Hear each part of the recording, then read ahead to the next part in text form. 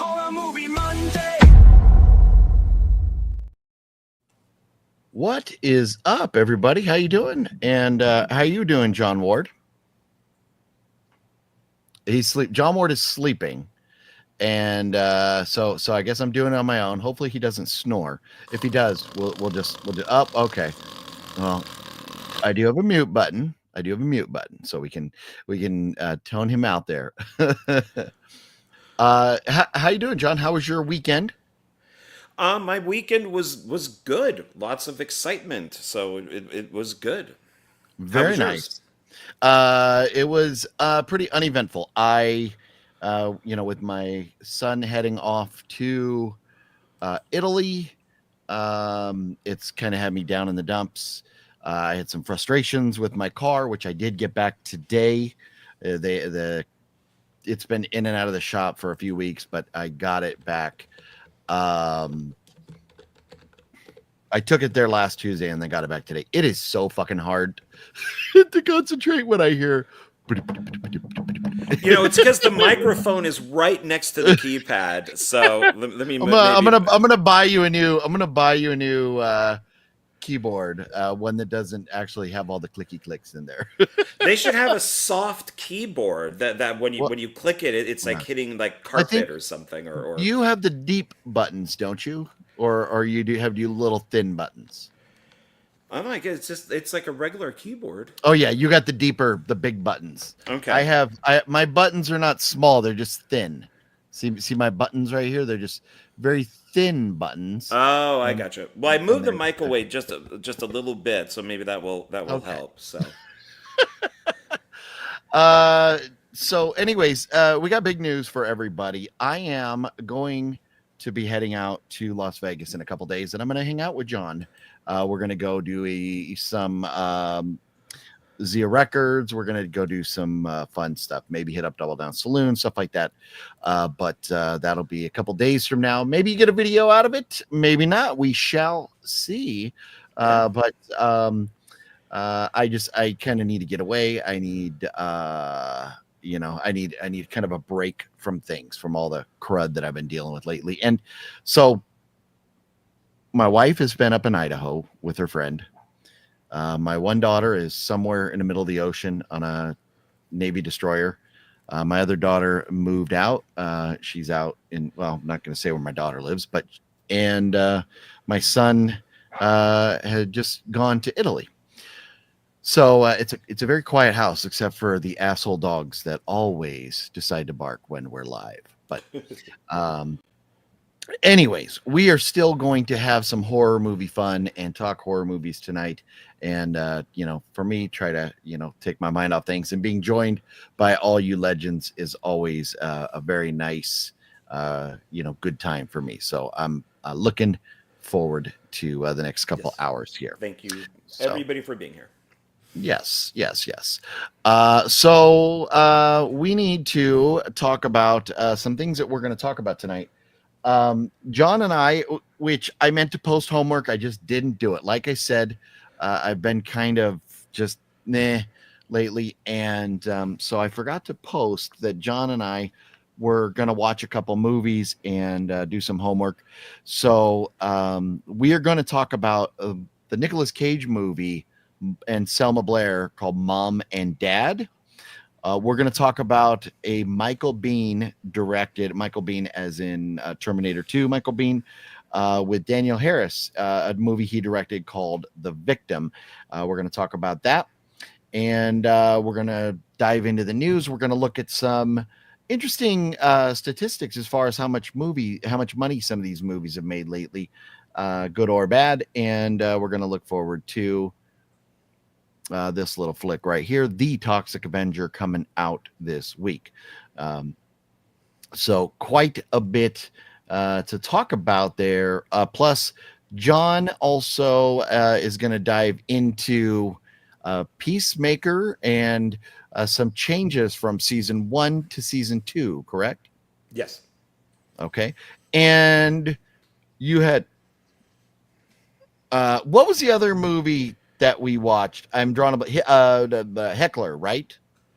Yeah. So I have I watched a couple things, Heckler being one of them, but I'm also going to talk about Pauly Shore's Dead, Alien, Romulus, and then I have some pickups. Nice. So yeah, John and I each watched Heckler, the um, Jamie Kennedy. Jamie Kennedy. Thank you. I was almost going to call him Dane Cook, and that would have been bad. The Jamie Kennedy film. So it was interesting. I was kind of reluctant, but I enjoyed it very much. So yeah, lots of fun stuff to talk about tonight. So with that being said, let's dive into this week.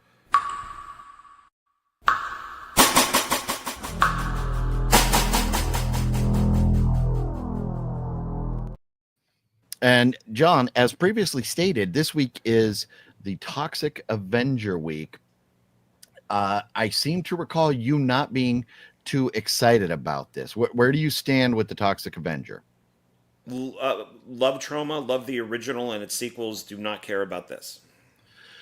And is that specifically because of Peter Dinklage? No, I just don't really care. I just don't. Okay. I don't really see a point in it. So Okay. I mean, I just yeah no. I mean, I have no problem really with Peter Dinklage. I think he's kind of a douche. But Yeah. I mean, I love that film, The Station Agent, that he's in, and he's a good actor. So no, Yeah. not totally. He's just Okay. I just don't really care about Toxic Avenger. Gotcha. Well, Well, the remake. okay. I will probably go see it in the theater at some point and give everybody feedback. I'll give my thoughts next week. But Toxic Avenger says it's an hour and 42 minutes. Oh It was my supposed God. supposed to 42. I mean, so it's a little over an hour and a half. I mean, it's a little long for 80 minutes. Toxic, but 85 at um, most. it says a horrible toxic accident transforms downtrodden janitor Winston Goose into a new evolution of hero, the Toxic Avenger. So it's like an origin story. It's not like just a continuation or anything. Directed by Macon Blair or Macon. In Georgia, they say Macon, so I don't know what they say. I don't know how to pronounce it. But it's also written by him and Lloyd Kaufman and Joe Ritter, starring Peter Dinklage. Wow, I'm out of it today, guys. I apologize.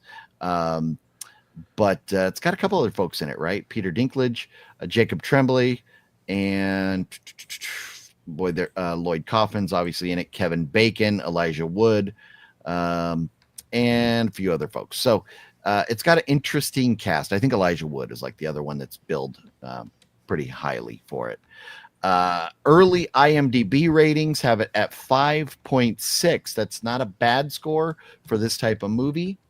And early Rotten Tomatoes, which there's not many, but the tomato meter, which is the experts, have it sitting at an 89, but that's only 28 reviews at this point. So Toxic Avenger on Rotten Tomatoes, the experts, there's probably only going to be about 150 total experts that review it. But 89 out of 28 people, that is interesting. So seems like people are kind of enjoying it right off the bat there. So Toxic Avenger, anybody else going to see it? Let us know in the comments below, as they say. Alien Earth, it's on we tonight. are. It's on tonight. Oh, the fourth episode is on tonight? Yeah, it's getting better, Okay. but it's still bad. I don't. You told me that a lot of people like it, and I've been seeing the same thing. I don't understand it. This is not Alien. It just isn't. And I did rewatch Mr. Sunday Movies because they a while back when Romulus was coming out, they had reviewed the Ripley Aliens, and I was watching that this morning when I was getting ready for work, and two things that they mention in it that I forgot about is one, Tom Skerritt's character actually works for the same company in Blade Runner. So Blade Runner is, and it's Ridley Scott, is connected to Alien, and Mm. then the not Ripley, but the other woman who's in it, I'm blanking on her name, is trans. It's in the movie. In what movie? So in The original Alien? yeah, in Aliens, if you remember when Ripley is talking to all the people, like after she's rescued and she's like, "Look, idiots, we can't go back to the planet because there's all these aliens," and it's flashing up the people who died in Alien. With Tom Skerritt, it says works for this company. I'm blanking on the name because I'm old, but it's the company that's in Blade Runner, the one that makes all the androids. So it is connected. And then when it's basically June Lockhart, but when her character pops up, it does say man to woman in low parentheses by her name. In the movie? Yeah, in Alien. Her Okay. character. Okay. So 1978. This I'm confused. What does that have to do with Alien Earth? It's all alien related. I apologize, John. You have completely lost me. We're talking about Alien Earth. I found out some alien information today, Okay. and so I'm relating it to what we are discussing. And I found it interesting because it's alien information. Okay. Okay. Okay. I think I follow you now. So what you saw was in the Alien movie, and you just learned about that. And so being that we're talking Alien, it kind of correlates. Yeah, yeah, Okay. Okay. I got you. yeah. Well, the Rotten Tomatoes has the tomato meter, the air quote experts have Alien Earth at a 95. Fuck no. And the popcorn meter, which is the fans, have it at a 71. So people are loving this, John. I hate to say it. I'm at this point, for me, I've not seen episode 3. I've seen 1 and 2, and then we'll see 4. So maybe I'll watch both tonight. But for me right now at this point, I could take it or leave it. I questioned like Fat Samurai Guy where he was with it, and he really enjoys it. And he told me some things that I don't remember, but connections from the film and why things make sense and stuff. And I was like, oh, okay. But hey, to each their own. We're not always going to agree, but I'm not ready to form an opinion yet. I just don't know if I like it. I think I need to see a few more episodes or maybe even the whole season. I will never rewatch this. Never. Okay. I really don't think I would. Yeah. Well, and I probably won't either. It's not so far. It's not that good that I'm like, oh wow, I need to see this again. But we'll see where it goes. Hopefully, by the end of the season, they've done some things to change your opinion a little bit. So, Alien, or anything else to say on Alien Earth, sir? No, I could go on, but no. Dexter, we have 8 episodes out already. I think there's 3 more to go. And Dexter is phenomenal. And I should have done Dexter right after Toxic Avenger because the Peter Dinklage connection, because Peter Dinklage is in both of those. And he is phenomenal in Dexter. And Dexter is getting very, very juicy right now. I am so thrilled with Dexter Resurrection, but I'm also devastated as we got the news yesterday or the day before that Dexter, whatever the other show was called, it's whatever the other Dexter show was called, Dexter where he Rebirth? was younger. Was it Rebirth? No. Okay. Well, you just say that because everything's called Rebirth. Yeah. But it was canceled, Dexter and Legacy. I don't know why they would have canceled it, but Paramount is apparently on a roll. Original Sin, Dexter yeah. Original Sin has been canceled. I don't know how it did, what their reasons are, but the guy that apparently was running the company is out, and they have new people running Paramount, and they don't want to move forward with Dexter Original Sin. So that's disappointing. You haven't seen any of them yet, have you? No, I haven't, Yeah. and it's because Skydance bought them, so Yeah. and Dexter's kind of like their flag show, I guess, but they're gonna cancel Okay. everything else. Star Trek, we're hoping Star Trek, fingers crossed, Star Trek. Yeah, So cancel all this new Star Trek shit. All the new Star Trek stuff sucks, so they can yes, just get rid of all of that. But Dexter Resurrection is going strong and it's great. So everybody, please keep watching that so they don't decide to cancel that as well. But Dexter, man, I am loving it. And next week, Conjuring Last Rites. I am very excited about this. John, are you excited about The Conjuring Last Rites? yeah. Nice. Uh, are you excited about a $45 popcorn bucket? No, that looks weird. No, Oh, I'm not. I've seen other pictures of it and it's awesome. It's like pretty Okay. tall. It's like they say it's a life-size doll and she's holding the popcorn bucket. You could, I think, take the popcorn bucket away from her or something and she's like a doll. But I mean, she's all plastic. I don't think she moves or anything, but uh it's pretty cool. Like I would love to have one of those. I just can't justify spending $45 though. So No. it shall wait. I was hoping for, Mission Impossible that they would have a Tom Cruise head and you could just kind of like take the head off, like the top of the head off and just eat popcorn out of his head. Oh man. But they Well, didn't do isn't he he's really one of the like lizard people that runs all of society in a From what, mask. yeah, that's what I've heard. So maybe you could have peeled back his skin, revealing the lizard head, and the popcorn would have fit in there. Oh, yeah, yeah, That would have yeah. been cool, See, right? missed Yeah. opportunities. Missed Yes. opportunities. Yes. Um, so let's see what else do we got to talk about. Wednesday is out, 4 episodes. I have seen all 4. John, do you care? No. Okay. Didn't think so. I seem to recall that's where you were with it. But Wednesday, to me, it doesn't have the excitement level. I'm not into it nearly as much as I was the first season, but I am liking. I'm not going to spoil anything because it just came out and they did 4 episodes. 4 more episodes will come out September 3rd. So I'm not going to get into spoilers yet, but it's a fun cast. There's some new members, some returning members that I kind of, cast members that I didn't think were coming back, but they are. And it's kind of a fun story. I'm having a good time with it. There's some fun additions to the cast. I'll just say that. So I recommend it. I'm enjoying it. Is it the greatest thing ever? No. Do I need to watch all 4 episodes the night they come out on September 3rd? No. But I'll definitely get to them because I'm very much looking forward to that.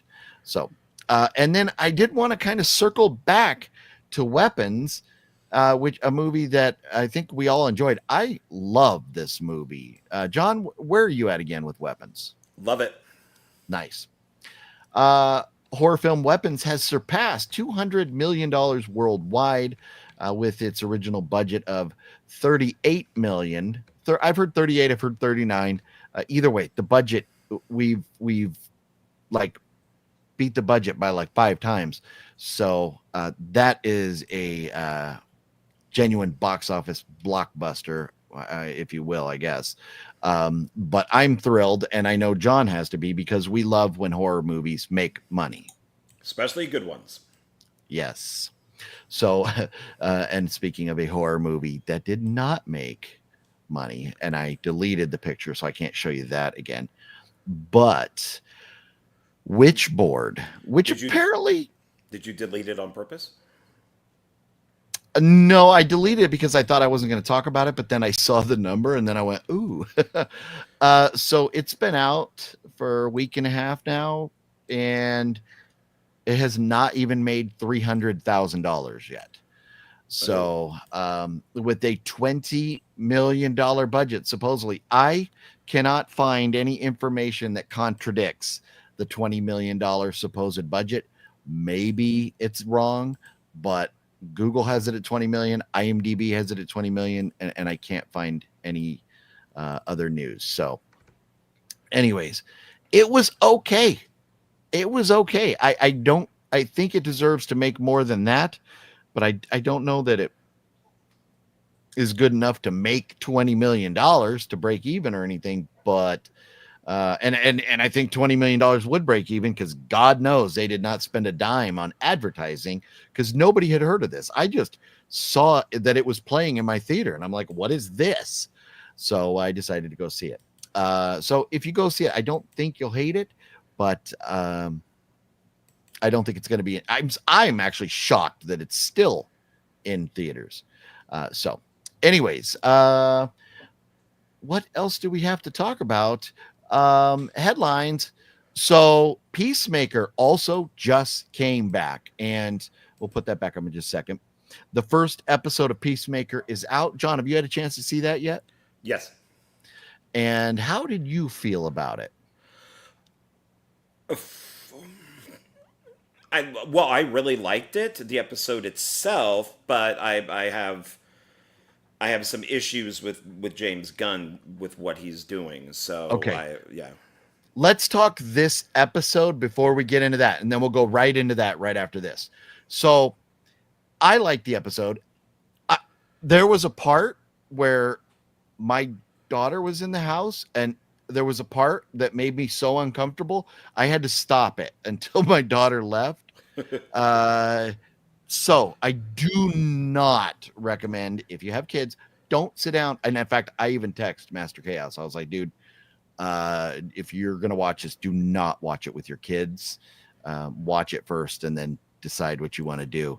It is very, very graphic, and I am shocked because everything they did in this, we just came off of Superman, and we have cameos in Superman from Peacemaker, and in Peacemaker there may be cameos from Superman. Won't tell you who or anything, but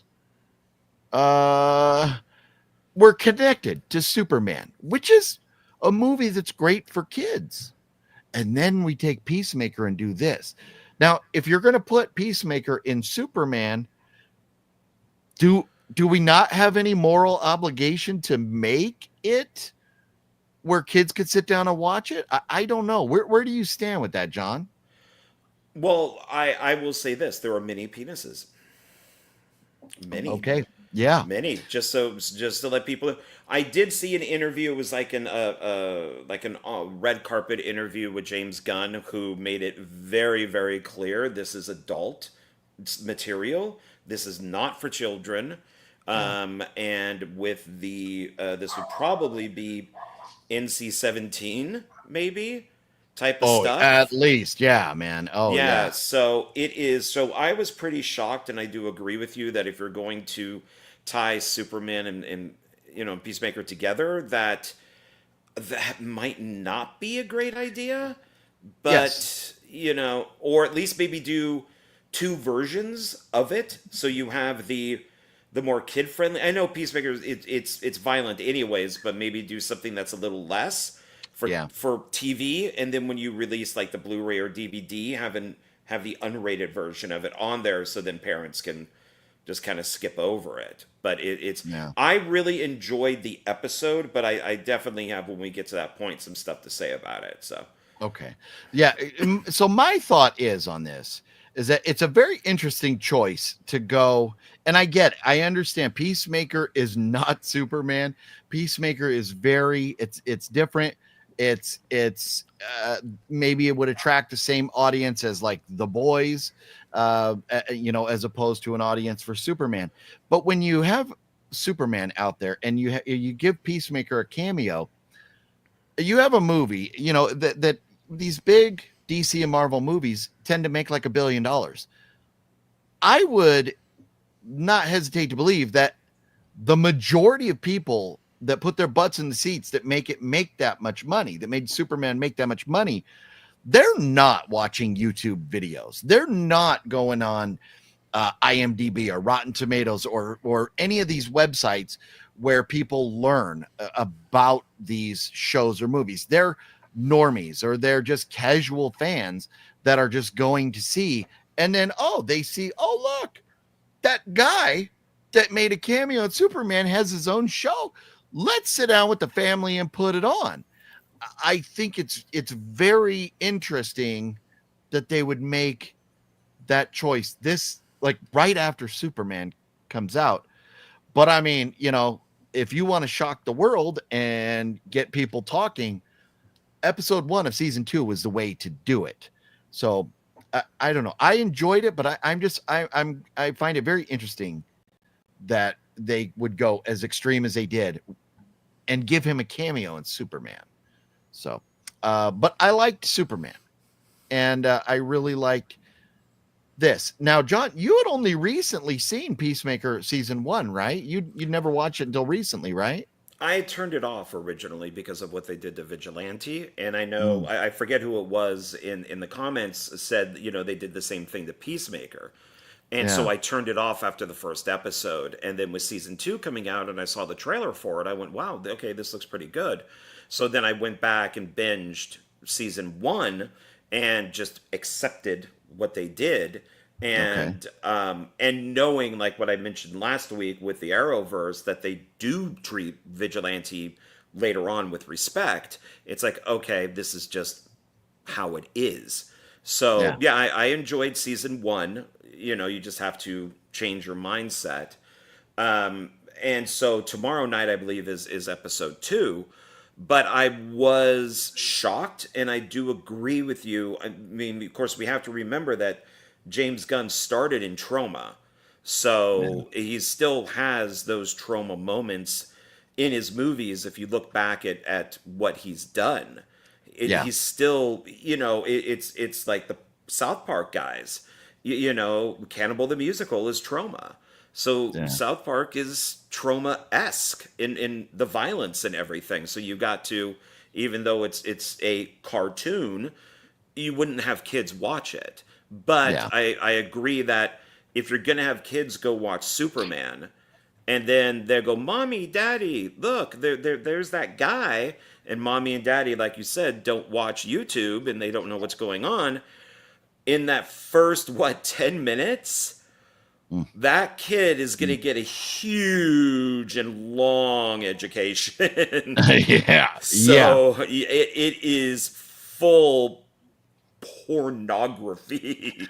So, well, don't say any more than that, because to me, I almost wanted to yell at you about mentioning there was penises as far as possibly being a spoiler, because to me that it's what's going on there is kind of shocking. But so anyways, just don't go anymore with the story. Well, but I'm hoping that by me saying these things, people will go watch it. That they're between you and me, that maybe they're shocked. They'd be like, wait a minute, I got to go see what this is like, even if they just watch the first 10 or 15 minutes.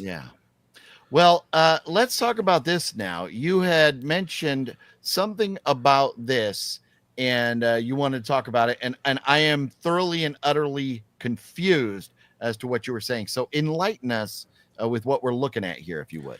So the top picture there, it says original. I'm sorry, John. I apologize.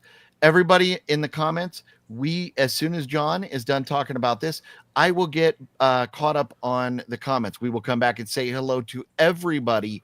I know we're doing things a little differently tonight, just because I'm a little out of it because of everything going on in my personal life right now. So bear with us. When John is done, we will get caught up and we will say hello to everybody and address all your comments. So please, thank you for hanging in there. Give John a few minutes to go over this and we'll get to you. Okay. All right, John, I apologize. Oh, no problem. I actually thought we were going to take care of this like an hour from now, but when everything was up for grabs. Well, I mean, we're talking Peacemaker, so I think we should. Yeah. Well, and I'll make this fairly quickly. I have issues with James Gunn. I kind of always have. A long time ago, I watched a documentary about screenwriting, and the screenwriters brought up James Gunn and Dawn of the Dead, saying, well, we really know who wrote that movie, and it wasn't James Gunn. And later, I tried to find that documentary again, and all the James Gunn stuff was gone. I went to a couple different channels and could not find the James Gunn stuff in there. So somebody cut it out. So there's something weird going on with James Gunn.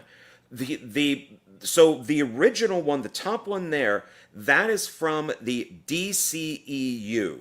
So DC Extended Universe. The bottom one that says new is DCU, just the DC Universe. if you notice, and I'm sorry, I know it's a little blurry, but it's meant to, you're not, it's everybody's meant to be in silhouette because they're obviously, at least in the bottom one, not the real actors. Or I'm sorry, in the top one, not the real actors. So the top one has the Justice League because this was part of, Zack Snyder's universe. The bottom one is James Gunn's universe. So the top one has, Superman, Batman, Superman, Aquaman, Wonder Woman, and The Flash.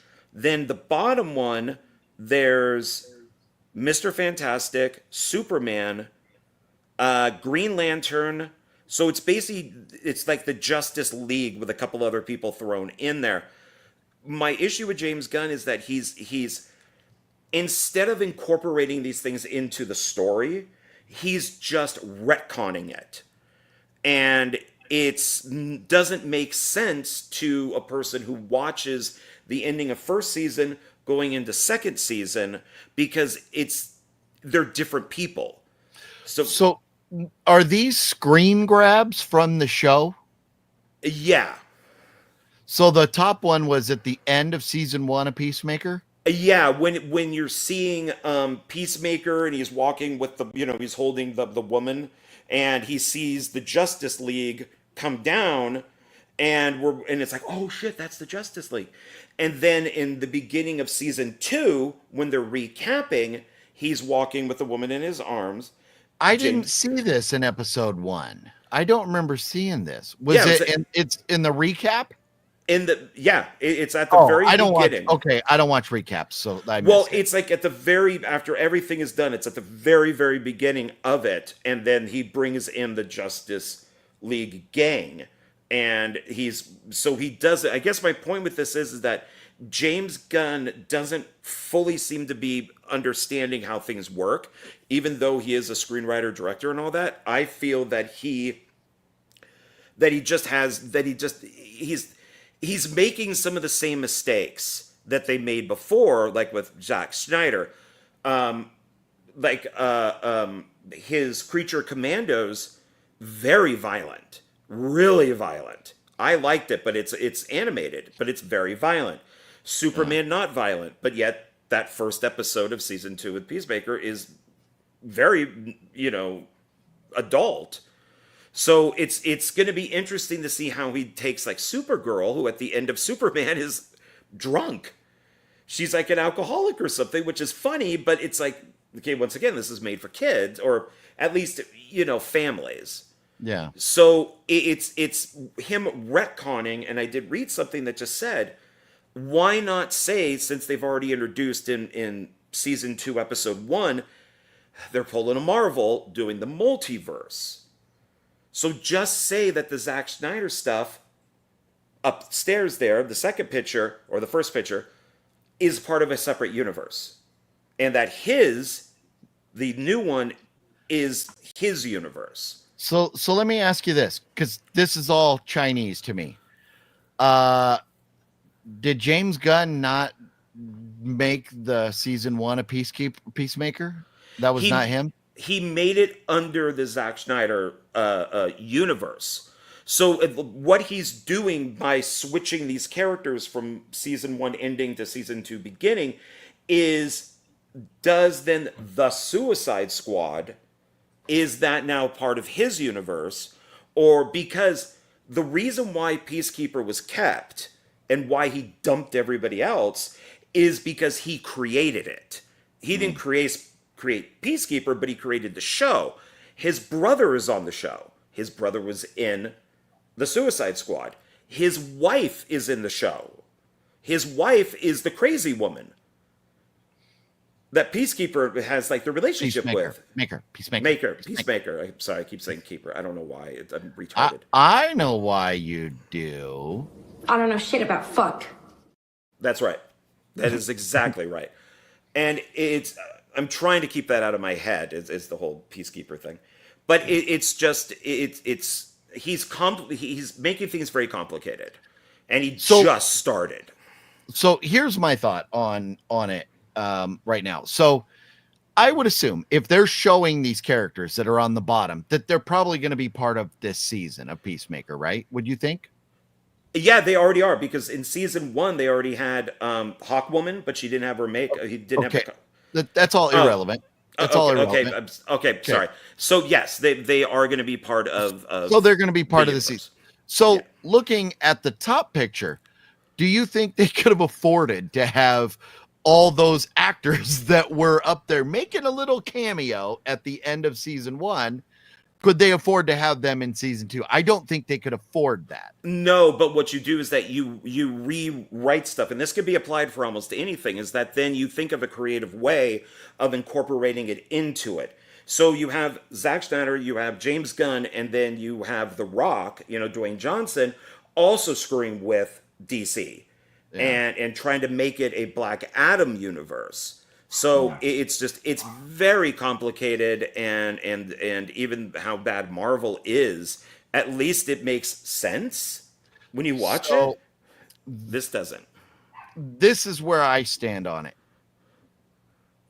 And I understand I may ruffle feathers, but it's a fucking comic book movie. I don't personally. But then you have to apply that care. to everything. No, I It's don't. yeah, It's a yeah. If you comic if book movie. no, if it, I would not apply. I wouldn't say it would be acceptable for The Godfather 2 to not be canon to Godfather 1. I would not accept that. A comic book, But which there's why always not? different multiverses and stuff, because that is like a serious movie. This is a goofy, hokey, But it's cheesy based on comic a book. novel of things that don't exist. Yeah. Remember, Yeah, I'm just when saying, they go for when they go me, into the Godfather and they say, "Godfather, I'm here at your wedding." The mob was never Godfather. That movie okay, put Godfather into it. So because of a fictionalized book, they I applied was things from it. that was a hypothetical. All I'm Right. saying is I have movies that I look at as serious. This movie, this, like you said, this is full of penises. This is not serious at all. So this it's Peacemaker. So for me, and like I said, I understand I may ruffle feathers, but to me, if one comic book movie to another comic book movie doesn't line up, I will never lose any sleep over that personally. But you also So don't care about any of that. exactly, Like you could argue with somebody about Marvel stuff or Star Trek stuff which or I Alien or whatever it might be, the Terminator series, X-Men or whatever. You could, but if somebody's not interested in it, then they're going to say, well, what does it matter? It's just like bingo. what they did with Wolverine, with Deadpool and Wolverine, is that they tried to answer these things. They made up reasons for, but Logan is dead. How do we bring him back? Well, Deadpool goes fucks with a skeleton. They made up because it's good writers. And Yeah. and so I just think with any franchise, and that includes definitely Alien, that if you're gonna screw with it, you got to think about what you're doing. Yeah. So it's yeah. I I mean, understand your argument, and for diehard fans that really care about the story, I get it. For me, it's a comic book. I will personally never care. I just want, like, make me laugh, and that's all I want out of them. That's all I want. The story, it's a comic book story. People don't fly, so I will never take it serious. That's just me. I get it, and I understand where you're coming from, but I'm just kind of explaining my side of the coin and where I think a lot of people are. And I think when it comes to somebody like James Gunn going, okay, well, I'm going to do this, maybe it doesn't line up, but the vast majority of my audience probably isn't even going to notice, then does it really matter? but would it matter if they did it to Jason Bourne? Let's say they make a new movie, Matt Damon is in it, and they retcon 2 of the movies. Wouldn't that matter to you? I like, Like, let's say the Jeremy Renner stuff doesn't exist. They're okay, just going to say, nope, doesn't exist anymore. And then some of the stuff maybe in part 2, Supremacy, never happened. Because now they're changing it for a brand new movie. Wouldn't that annoy you? the things that connected the Jeremy Renner movie to the other movies you mentioned to me, I had never had any idea until you mentioned it to me. But But you know Jeremy Renner is canon. y- uh I knew Jeremy Renner existed in the same world as Jason Bourne, yeah. Yeah. So what if they then said it's not canon anymore? It doesn't. We're just going to count only the Matt Damon ones, but still remove 28 years later. They completely threw away part two. That's 28 annoying. They Oh 28 yeah. weeks later doesn't exist. Yeah. No, I get it. I understand the argument. I just, to me, I don't. It's Peacemaker. I, maybe I would be upset. I mean, here's a perfect example.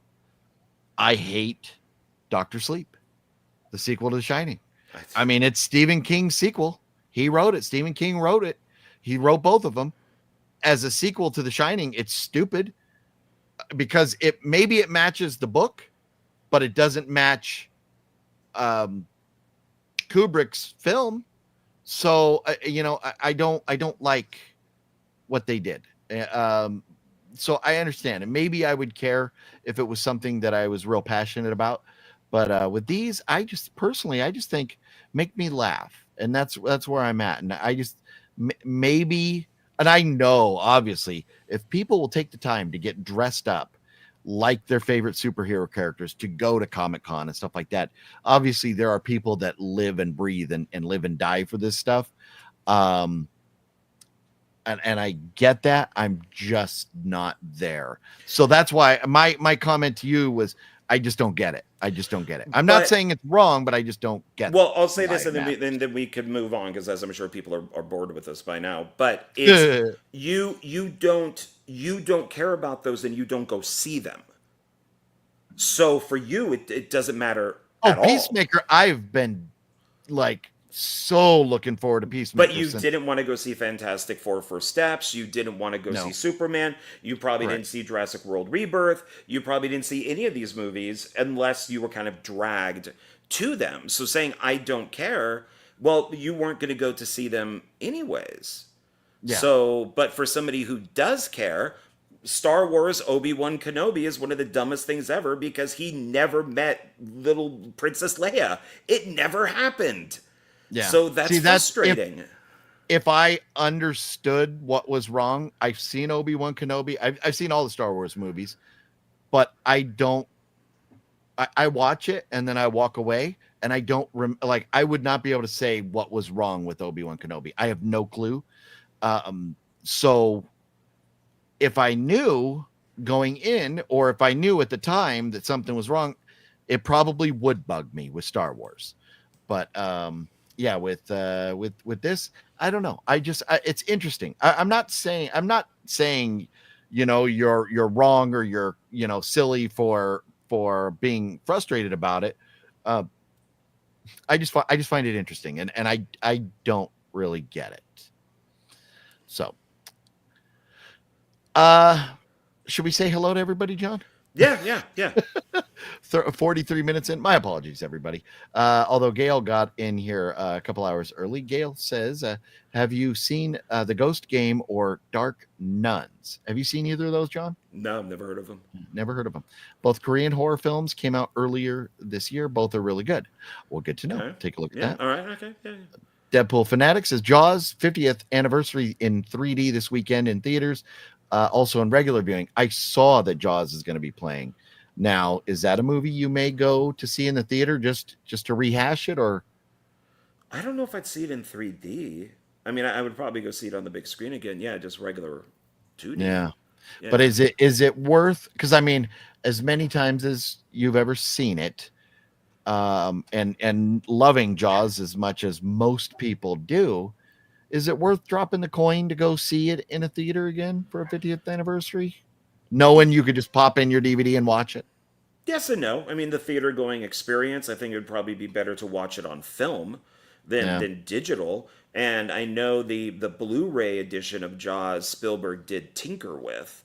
So, which is the only way that you could get it, pretty much, on Blu-ray. I mean, he added falling stars in and stuff, which I did. Why? Why would you? Oh. What is this? Cloverfield?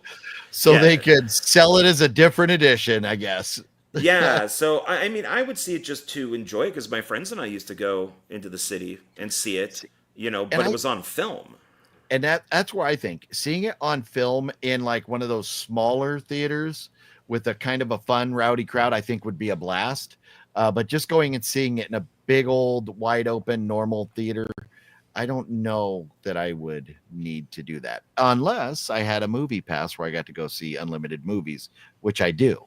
So There you go. It might be kind of fun to see people jump. I mean, everybody goes, "That shark is so fake," and then when you see it on the big screen, maybe it's not so fake.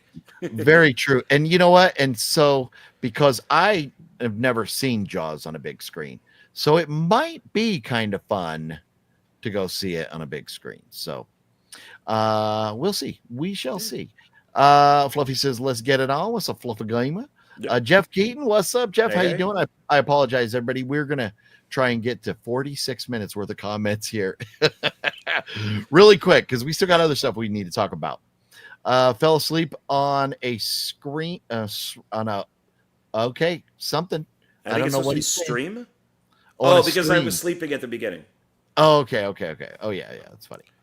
Hopefully Toxic Avenger isn't woke. Deadpool, I agree with you. I hope every movie isn't woke, but we'll see. Greg, what's going on? Greg says hello to JW. There you go. There, should we just go JW? I've been called many things. Yes. What the Holy Cow? Is that what it was? Or back in middle school, I was known as the Holy Cow, and because I had a black jacket that had a white collar.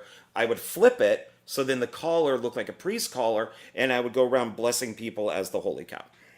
Nice. Yeah. Gail says better to be thick than thin. Gail prefers your keyboard then. That's what she said. Yeah. Greg, always look forward to the live streams. Rock on. Thank you. Appreciate that, Greg. Sorry if I went on forever.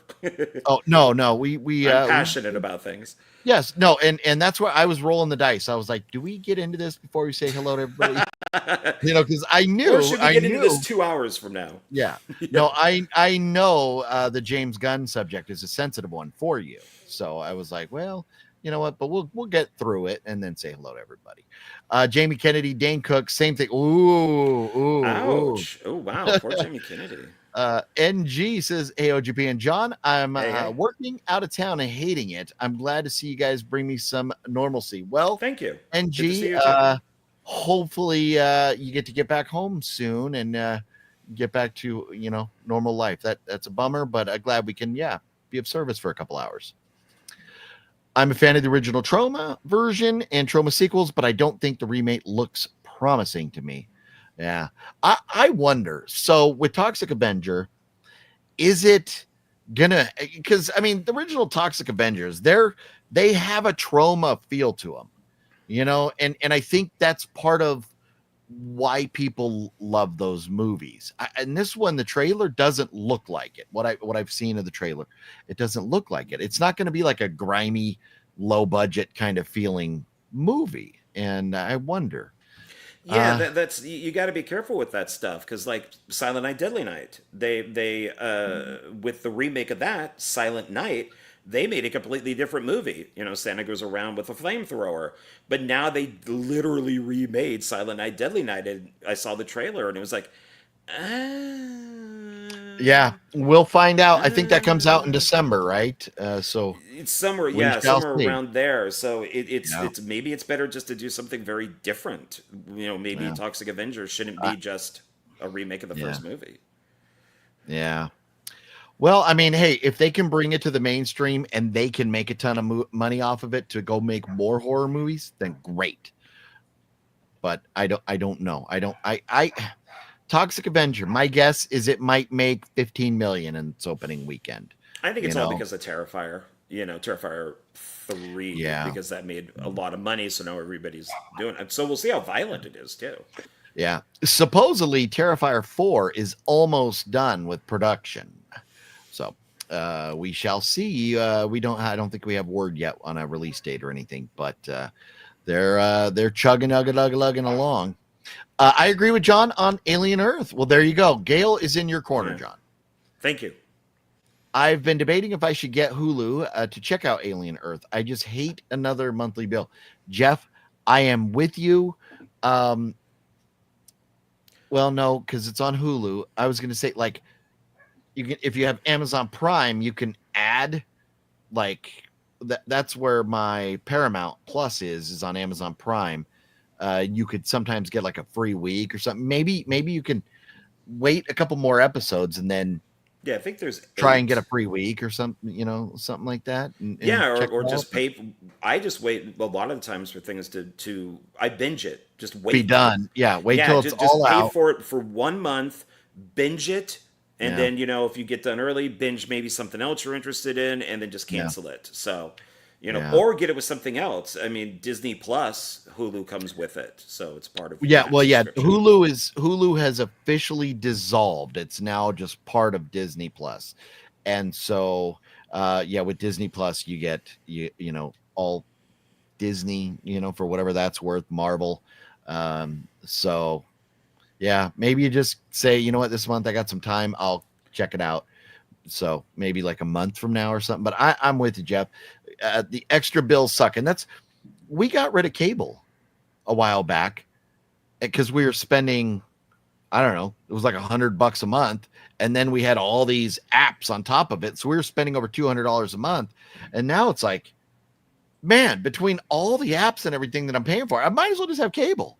Because I don't get to watch half of the stuff that I wanted to watch, which I made a sacrifice. I said, okay, I won't be able to watch live news. I won't be able to watch live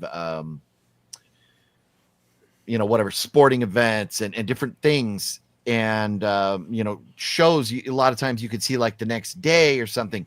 So I made that sacrifice to save some money, but damn it, these apps are expensive. And it's funny, I just got an ad in the mail for Sirius radio, XM, whatever, the satellite radio, right? And they're like, oh, 3 months free, take 3 months free. But then after that, it's $24.95 a month. $25 a month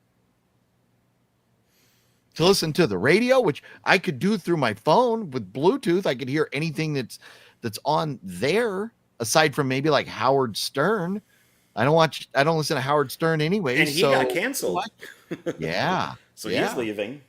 Maybe I don't know. Maybe they're trying to, I don't know. But to me, it's absurd, the price of these things. Well, and of course, for some things, like if you do want to watch Alien Earth, there's always the high seas. Matey. Could watch some Pirates of the Caribbean. Yeah. Yeah. We could definitely do that. Original Sin. Yeah, thanks. I was brain farting on thinking about the name of Original Sin because I don't know shit about fuck. I know. I'm getting old and it's showing. So I apologize. I'm behind on the new Dexter series. Greg, when you get caught up, it will not disappoint. It is amazing. Was there going to be a season 2 Original Sin? Yes. It was already announced. Like they announced it's done, but they haven't started production, so they axed it. Well, yeah, that's normally if a company takes over, like HBO with Zaslav, with Discovery, he canceled almost everything, including Batgirl, which he, just deleted, I guess, from existence. As I'm sure it's floating out there somewhere. But that's crazy. It's he just canceled all these shows, and a lot of people were mad about that. And he got rid of old shows like Sesame Street. He got rid of all the old episodes. Yeah. So it's his idea was, well, if they're just sitting there, I'm not making any money off of them, so get rid of them. I'll tell you, John, when these new CEOs and executives come into power in these companies, they never do anything good, especially if they got Rachel Maddow glasses on. Very true. Very true. I have seen some very, very funny Cracker Barrel memes. I have seen Donald Trump saying "Make Cracker Barrel great again." I've seen it's now called They Them Barrel. Um, and some other ones, just or the Crack Barrel, and it's got Dave Chappelle and stuff.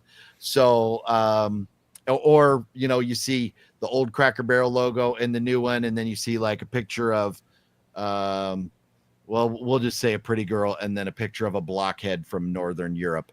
So there's a lot of people are having a lot of fun with that. But you know what? You lose $100 million and heads may roll. So we'll see. I know I won't be back to Cracker Barrel. Oh, they're gonna pull a Bud Light, and all these people are gonna get fired in a couple months. So yeah. Well, the old Cracker Barrel as opposed to the new one, I like the old Cracker Barrel, and Nothing like it. there's nothing like the old Cracker Barrel. So That's shame right. on that woman for screwing it all up. Let's see here. So Wicked Network says, what's up to John NOGP. What's up, Wicked Network? Gail says, hey, when you see John, make sure you stop by my store, Zia. I need the money. Yes, Gail has proclaimed to own Zia Records. Now I may need to see the deed, the proof there, Gail. But you haven't done me wrong yet, so I guess I got to take you at your word, right? Yeah. Michael McNally, what's up? Jennifer Half is announced. What's up, Jennifer? How you doing? Hi. Sorry for being 18 minutes late with your comment there. We're getting close, so we're getting caught up. I hope the weapons budget formula repeats in future movies. It's fun seeing big money thrown at horror. I couldn't agree more.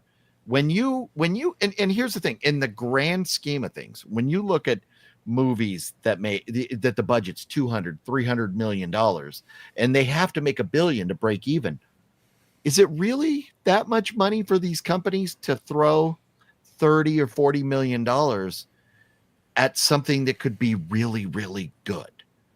And these companies need to figure out what is going to be a hit and what's not. Like they've got to go back and do their homework and go, okay, why was Weapons such a success? Why was The Monkey such a success? Why was The Substance such a success? And why did some of these other movies suck ass? And figure it out, and then throw money at the ones they think are going to be good. I don't think they would, because the example that people were using only a few years ago was Godzilla -1. That was made for $15 million. Yeah, it's phenomenal. And it made a gazillion dollars, and people don't like the most recent stuff. I don't know so much about Jurassic World Rebirth, but for something like Fantastic Four: First Steps, Feige never uses a completed script. So they reshoot, and they reshoot, and they reshoot, and they reshoot until he feels they get it right. So now your movie's got to make $1 billion. It has to. Yeah. And that's why all these, now the new range is 500 million. So you can't, because nothing is hitting $1 billion anymore unless it's got Deadpool or Wolverine in it. They thought maybe Jurassic World Rebirth would hit $1 billion, but it didn't. And that's why, these superhero movies these days are not making any money, because they spent so much money on it. But if you look at something like Weapons, or how Blumhouse used to work, I'm going to give you $5 million. That's your budget. Yeah. And the movie would make like $30 million. And you and I both know, if you threw $5 million at a great script, it could make hundreds of millions of dollars if you made it right and you spent that money wisely. But I don't know. I don't know why they don't. And this is the thing. It's like, if you made 5 movies like Weapons, okay, and each one was $40 million, so you spent $200 million to make these 5 movies. If each one of them made $200 million, you've now made $1 billion. You've spent $200 million to make $1 billion. So what happens if one of those movies bombed and didn't make any money? So now you've spent $200 million to make $800 million. You're still in the profit. What if 2 of those movies bomb? You spent $200 million to make $600 million. But if you spend $200 million on one movie and it bombs, you've potentially lost $800 million. So isn't it smart to bet small more often than it is to bet big?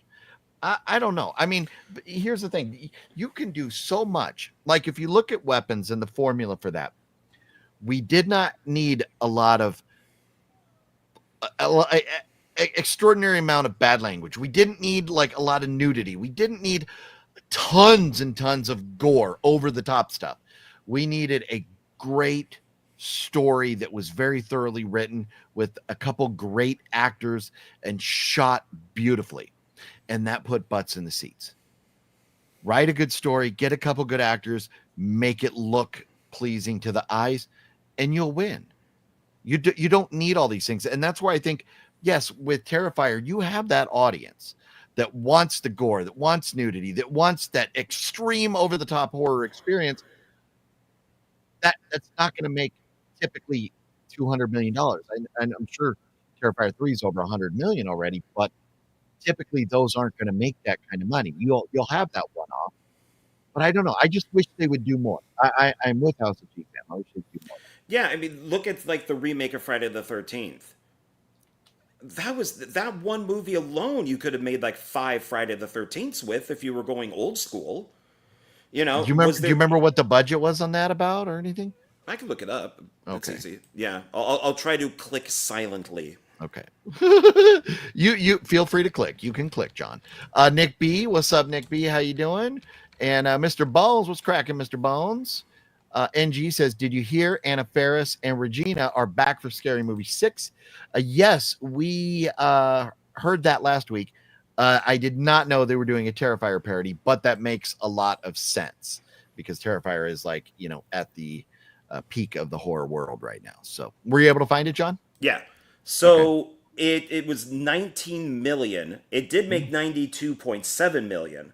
But still, 19 million compared to what Paramount used to make, part 4 or part 5 or 6. And, you could get so many, Nightmare on Elm Street, same thing with the remake. Why are you spending all this money when the remake of Friday the 13th has nobody known in it? Yeah. Nobody.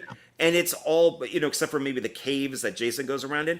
For the most part, it's all practical. It's all locations. So, but see, that's if you take $20 million and you say, okay, I'm going to go make a movie and I'm going to give 2 big name actors $5 million a piece.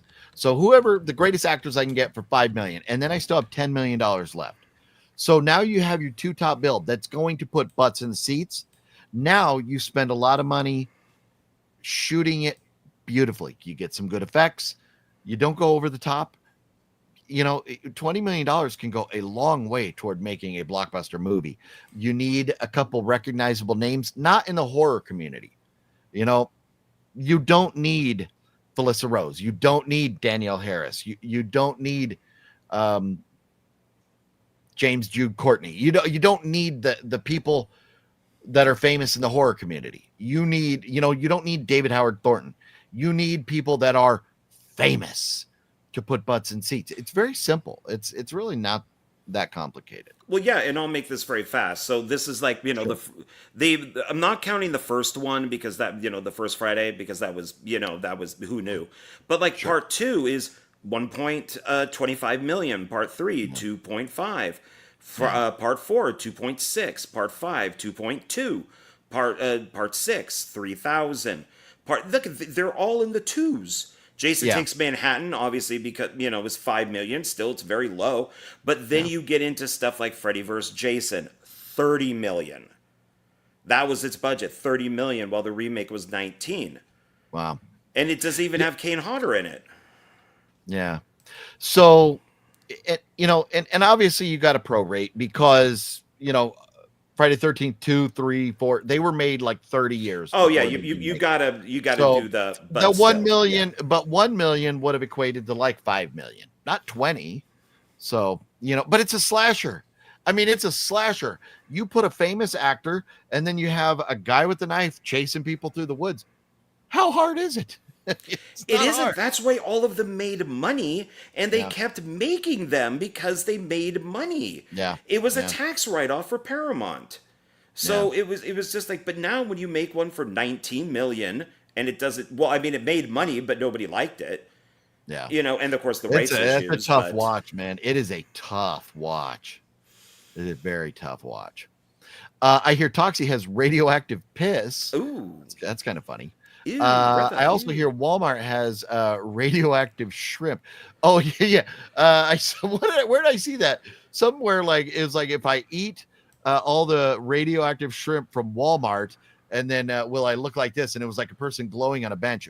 Maybe there's something. I thought that was a joke, but maybe there's something to it. But radioactive piss, to quote Joe. Brother, Yeah, and especially radioactive shrimp from Wal. Yeah, I won't be buying shrimp from Walmart. Yeah, I mean, my pee isn't radioactive, but it is green. So Dude, drink some milk, and drink not one of the zero sugars, but one of the regular monsters, and then about 3-4 hours later, you pee. That shit's glowing in the dark. oh damn, I'll have to try that. Yeah, Okay. yeah, give it a shot, man. Give it a shot. I It's a always lot of like fun. doing new Oh, things. yeah. Never mind. I gotta talk about our plan for this week, but I don't want to mention on the here. So Greg prefers Dane Cook over Jamie Kennedy. Wow. As far as their stand-up specials go, I've never seen a Jamie Kennedy stand-up like full special.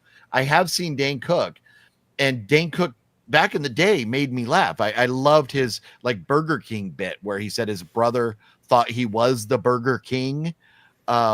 He was funny, but I would go Jamie Kennedy over Dane Cook. Where are you, John? I saw you were like you were that made you were deep breathing to unload on somebody here. Well, I guess only because of seeing Heckler and being interested in Jamie Kennedy now, that it's just kind of like, what's this guy up to? Dane Cook, I guess I don't really know that much about. I've seen him acting in comedies and stuff, but I don't think I've ever seen one of his lives. So, and I've never seen a full Jamie Kennedy thing either. I've seen him in movies, but that's about it. So, yeah. Now, I do find it interesting. I don't remember in Heckler, Dane Cook wasn't in there, was he? No, I don't think he was interviewed. Yeah. No. There's a lot of comedians in that movie, but I don't remember. That thing has like sports people, newscasters. It's got everybody. It was interesting.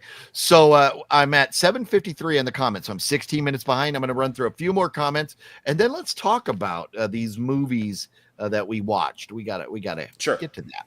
So hello, Brett Mania. What's cracking, Brett Mania? Hey.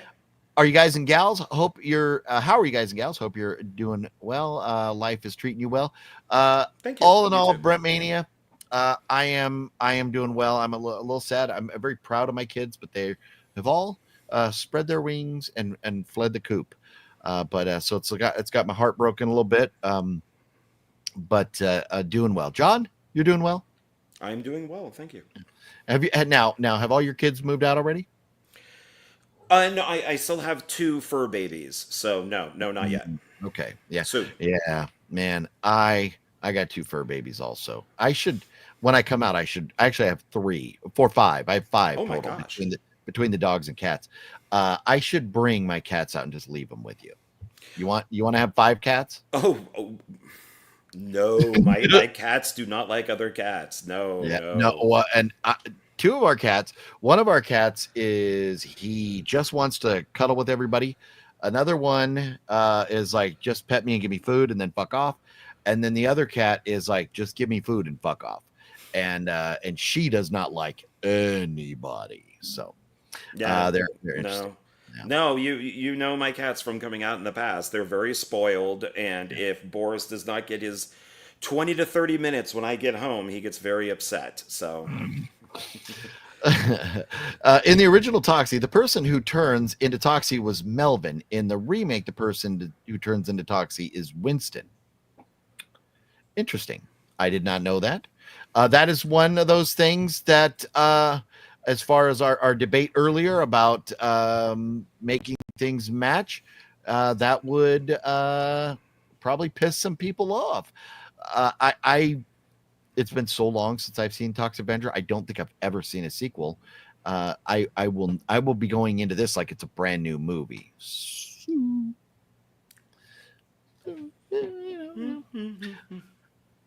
I dumped Peacock and added Midnight Pulp and Cineverse instead. Tons of cult exploitation movies on those apps. Oh, nice. Oh, Midnight Pulp, Cineverse. Oh, okay. Nice. Yeah. Yeah, Peacock, it is not really much going on there anymore. All these streaming services, the price are getting out. They are, Bromania. They are, yeah. I am going to rewatch Dexter Original Sin Season 1. Man, I loved it. I thought the show was phenomenal. The cast, the people they got to play the younger version of everybody, I thought they did a phenomenal job. If they wait until Dexter Resurrection runs its course and that series ends, all those cast members are going to be too old to play younger versions of everybody. So it's like you got to do it now or never, and it sucks that they're choosing to do it never. Musashi, what's up, Musashi? Hello, fellows. Dan, John, you're a hater. Oh, so Musashi, I do believe, is in the what now, Musashi? Are you saying John's a hater on James Gunn or Alien Earth? I'm curious. HBO got rid of Looney Tunes, I heard, on the streaming service, and a lot of Scooby-Doo stuff. I don't get it. How do you get rid of Scooby-Doo? Scooby-Doo is like, I mean, okay, Bugs Bunny is cool. You know, Wile E. Coyote, the Roadrunner, they're great. You can't fuck with Scooby-Doo. Come on now. But yet they left Velma up. Jesus Christ. I just cut the cord over the weekend. Wow. Okay. Fresh off the cable. Turn in the old cable box. Bill was always over $200 per month. Ouch. Done, son. Eat it, Xfinity. There you go, Xfinity. You can suck it. Nice. 1 billion in a doctor. $1 billion. $1 billion dollars. Yes. Let's see. Timing for the Riesla movie is equally important. Oh, no, timing is important too. There's a lot of movies that, they don't get that May release. They don't get that July or December release. You release something in January or February. So, get it while it's hot, while people are going to the theater. Let's see here. Christian's in the house. What up, hey, Buckaroo brothers? Talking Chucky's here. What's up, Talking Chucky? Hey. One of the reasons Weapons is the movie it is, the story that Zach had just returned from filming Barbarian. His best friend Trevor passed away as they were editing, and part of what Zach was going through is why Weapons is as good as it is. So, like you're saying, Zach put a lot of heart and soul into it. I'll tell you, he is. Man, I think I saw somebody post something about the horror community being in good hands, and it really is. The future of horror, between Oz Perkins and Zach and some of these other filmmakers, I am excited about the future of horror movies. But let's not forget, he also directed Miss March, which is a great movie. Man. Anyways, I was going to start the rap, but I won't because there's lots of bad words. If you had an unlimited budget, what kind of horror movie would you make? An unlimited budget. So I would go psych thriller or a psychological thriller, but it would definitely have some gore moments in it. Psychological thriller with gore moments. What type of movie, unlimited budget, what are you making, John? My ultimate bucket list film is I Am Legend, the book, not the Will Smith movie. I would go to Warner Brothers and see if it would be possible to take that unlimited budget and make the book for I Am Legend, which is absolutely brilliant. But what if they told you it had to be horror? It is horror. I Am Legend's horror? Yeah. And isn't that Will Smith? Yeah. Well, no, I mean, it originally started off with Vincent Price, and then it went into Charlton Heston, and then Will Smith. But it's sci-fi horror, but it's the book is horror. Oh, okay, interesting. I did not know that. I did not see it because I was like, I don't give a shit about Will Smith. Yeah, I read somewhere he pisses himself out of a sticky situation. Oh, Toxie. Oh, that's funny. That's funny. I like both, but I can tell you is Jamie has a good podcast, and Jamie, and I remember. Oh, Jamie Kennedy. He does have a great podcast. He does have a very good podcast, available on YouTube and I think other places. I remember Dane Cook got canceled a while back. I don't know if he figured out how to get uncanceled. Yeah, Oh, that is the easiest thing in the world. I was mentioning this the other day. Everything is going to implode and then explode. Yeah. So you're getting all this woke DEI, you're getting all this type of stuff, inclusion, and it's going, and it's going to get all the way down, and then it's going to just explode.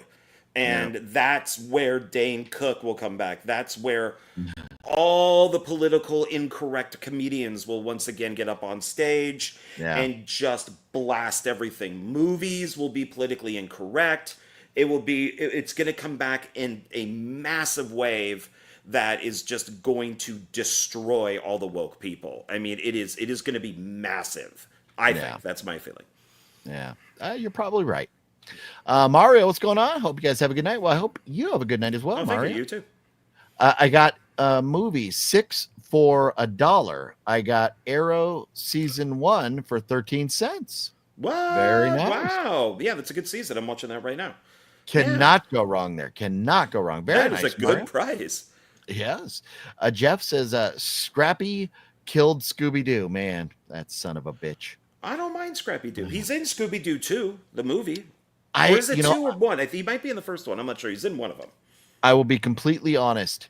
When I heard they were doing like a live action Scooby-Doo, it upset me, and I've never seen any of the movies. They're fine. They're okay. They're all right. I don't even like when they brought Scooby-Doo back later, and it was like different voices, and they looked a little different in the cartoons.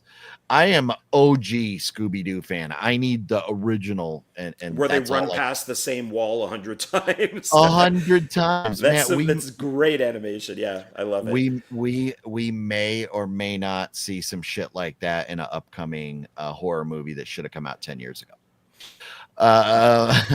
Maybe left in the kitchen by the door. DG, I apologize because we're so far behind in the comments. I'm not knowing what the context of your comment is. I really do apologize. V, what up? I personally don't understand why people pay for TV services to watch TV shows, films when you can watch them for free on PC. No, and I get that. So, like for example, like my son, when he went to Italy, he did not take his TV, he just took his laptop, and he could watch stuff on his laptop. In a situation where you're traveling around the world, you're in the military, you're going to be moving from place to place or whatever, I would do that. I would watch things. But I have a nice, I don't know what my screen is. I think it's like a 28 or 30-inch, screens, matching dual screens here side by side. I could watch something sitting right here, but I'd much rather be on my couch watching on my big ass TV. And I know I could send that signal or watch from my phone and have it play on my TV, but I don't know. I don't want to do that. My dogs are being assholes right now. I apologize. Greg's back. Decent. Let's see here. Oh, we're getting close to caught up. Apparently Netflix is doing a live action Scooby-Doo show. I can't remember, but they're doing one. Huh. Well, that could go one of two ways. So sometimes Netflix is very good with stuff. Other times it's incredibly woke.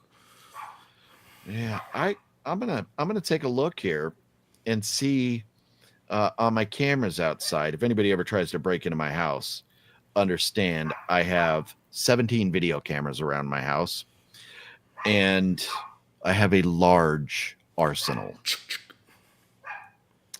My dog is just being an asshole. Hang on. Yeah, I don't know what's going on. Hang on just a second for me here. I'm going to mute myself. John, talk to everybody. Here you go. Oh. Read that. I like Scooby-Doo more than cartoon. That may. Do you Scooby-Doo the live action movies, the 2 movies, or? Because most of the cartoons are, especially the old school ones, are really good. The new ones, unfortunately, are very DEI and woke. So where Velma is doesn't like Shaggy, she likes Daphne. Yeah, could you imagine if they made Gilligan's Island nowadays? I'd lose my shit. I would lose my shit. Because would they keep it? Would the skipper still be overweight and like Gilligan be really thin? No. And, you the skipper would be a blue-haired trans person with one leg. Gilligan would be like probably female and Asian. Black. Yeah, female and Asian. Yeah, maybe. Yeah.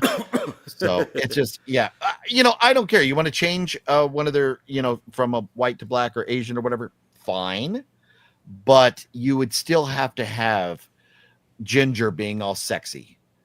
And you want to take Annie. You want to take little redhead stepchild, little orphan Annie. You want to take her and her red hair, what we all know and love, and you want to change her to black. Doesn't really work for me. But when the girl's name is fucking Ginger, you can't change her hair color. But back in the day, this stuff didn't matter. It only matters now. Like, I remember working at a video store, and this little white girl walks in with her mom, and she goes, "Do you have the brown Cinderella?" And she was referring to Brandy. And that was also the Whitney Houston was the fairy godmother.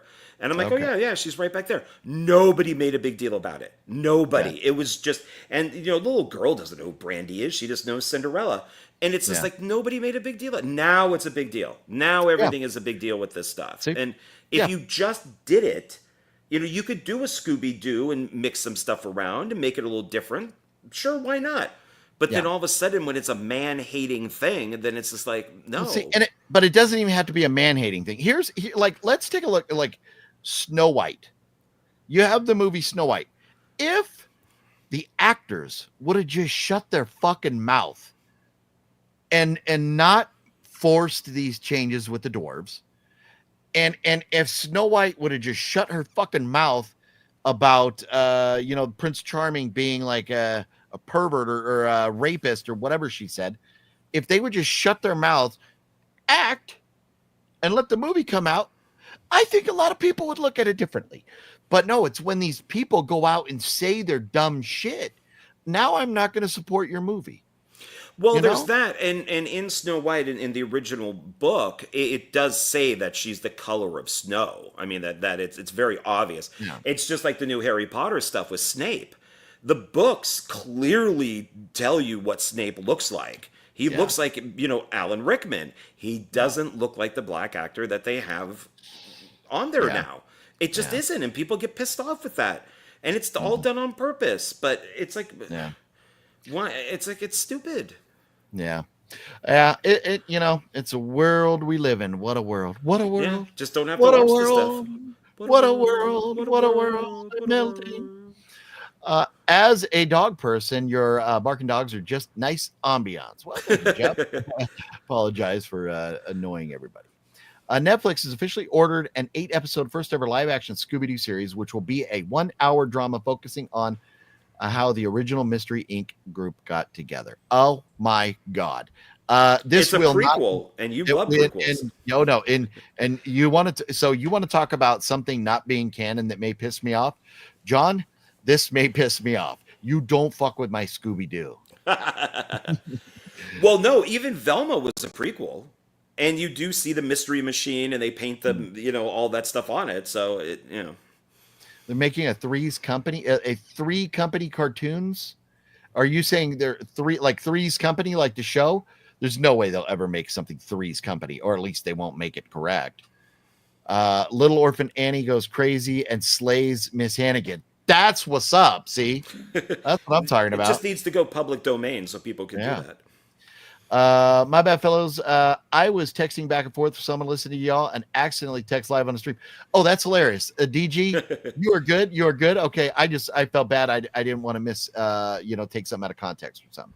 So, Greg, I called my tank t-shirt on the other day and I called it a wife beater. Oh, you had on your tank, your t-shirt, your wife beater. You had a wife beater on. You called it a wife beater. My sister, who's 7 years younger than me, gave me shit for it.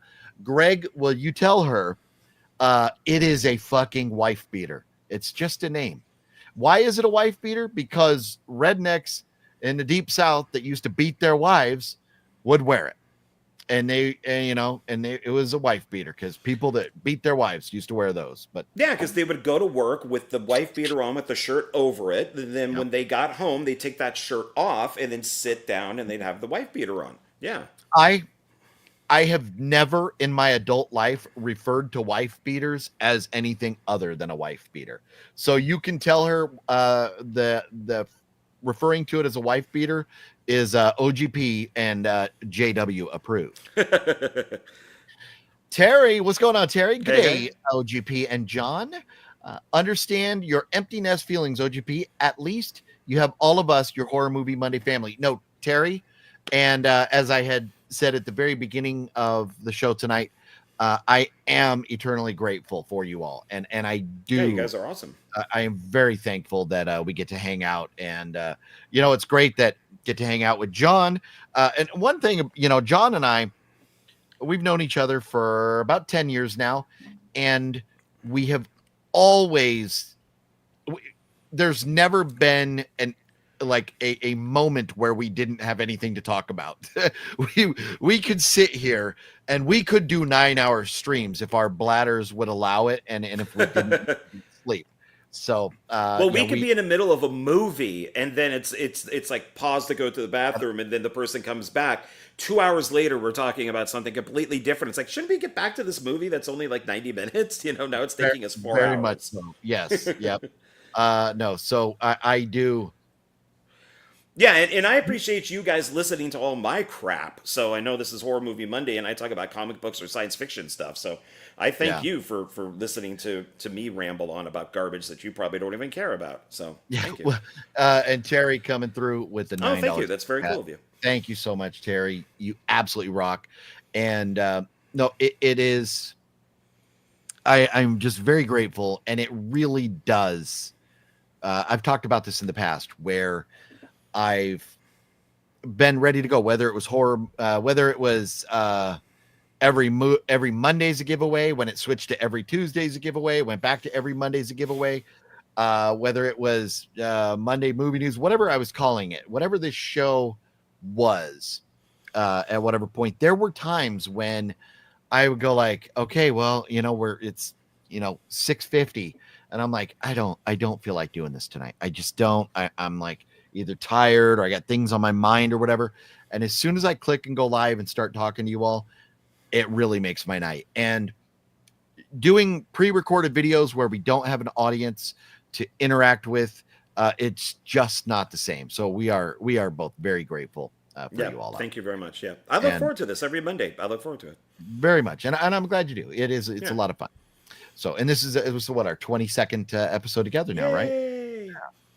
But again, thank you very much, Terry. And Jeff, thank you. I mentioned last week, Jeff had sent a $10 PayPal donation last week, and just want to make sure that you heard me say thank you for that last week, Jeff. But Jeff has been coming through. Jeff and Terry both have been coming through like legends supporting the channel lately. So just want to say thank you again. As a resident of South Carolina, I can confirm the existence of the wife beater shirt. Well, there you go. There you go. I send you it on Instagram, 3 Company. Okay, Mario, very cool. We'll take a look at that. Thank you. I told her that, OGP, and I got the what for, but remember my sister is a school teacher. Oh, she's a school teacher, so she reprimands me like one of her students. Well, that's hysterical. That is very funny, Greg. Go stand in the corner, right up on the board 20 times. It's not a wife beater. Yeah. So you and OGP, so he's saying, John, you and OGP always have something interesting to say. I always learn something new. Well, yeah. And I just wish my memory wasn't going to shit, because there's times where I'm like, ooh, I got something really good to talk about. And then all of a sudden, I don't know shit about fuck. it just disappears. And then we sit here going, well, and even though, you and I like a lot of the same things, we don't like a lot of the same things. Oh, no. So, and if we agreed on everything and liked all the same stuff, this would be incredibly boring. Yes. Well, and like you had mentioned about, getting off topic and not necessarily being horror stuff at times, I think we could do Horror Movie Monday every week, and there's a lot of weeks where it wouldn't even be an hour long because we'd get through all the news and be done. And that's where it is a lot of fun to dive into comic book movies or sci-fi movies, things that a lot of horror movie fans also like. A lot of horror movie fans also like heavy metal. Oh, I was on the way home today from picking up my car. I was listening to the Pretenders. Love the Pretenders, right? Yeah. Great band, right? Then I was listening to the Eurythmics. And then I said to myself, which band is better? They're both so damn good. Could you pick if I told you you had to eliminate one forever, the Eurythmics or the Pretenders? That is tough, man. Looking at their I googled their top 10 best songs each. Man, they're both such great bands.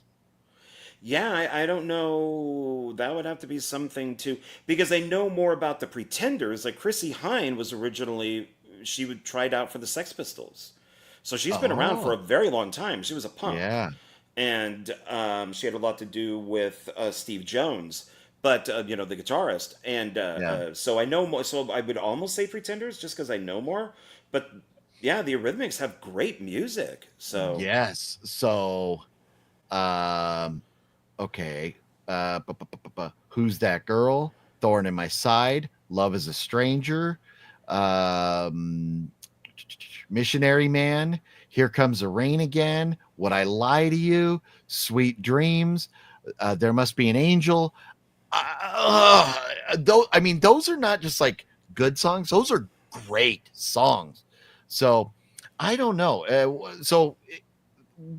The point of that question is that a lot of us, even we love horror movies, but we also love comic book movies, or we love sci-fi. We love good music and stuff. So I think we can deviate, but we gotta top of the show, we always got to kind of go horror and stuff. But right.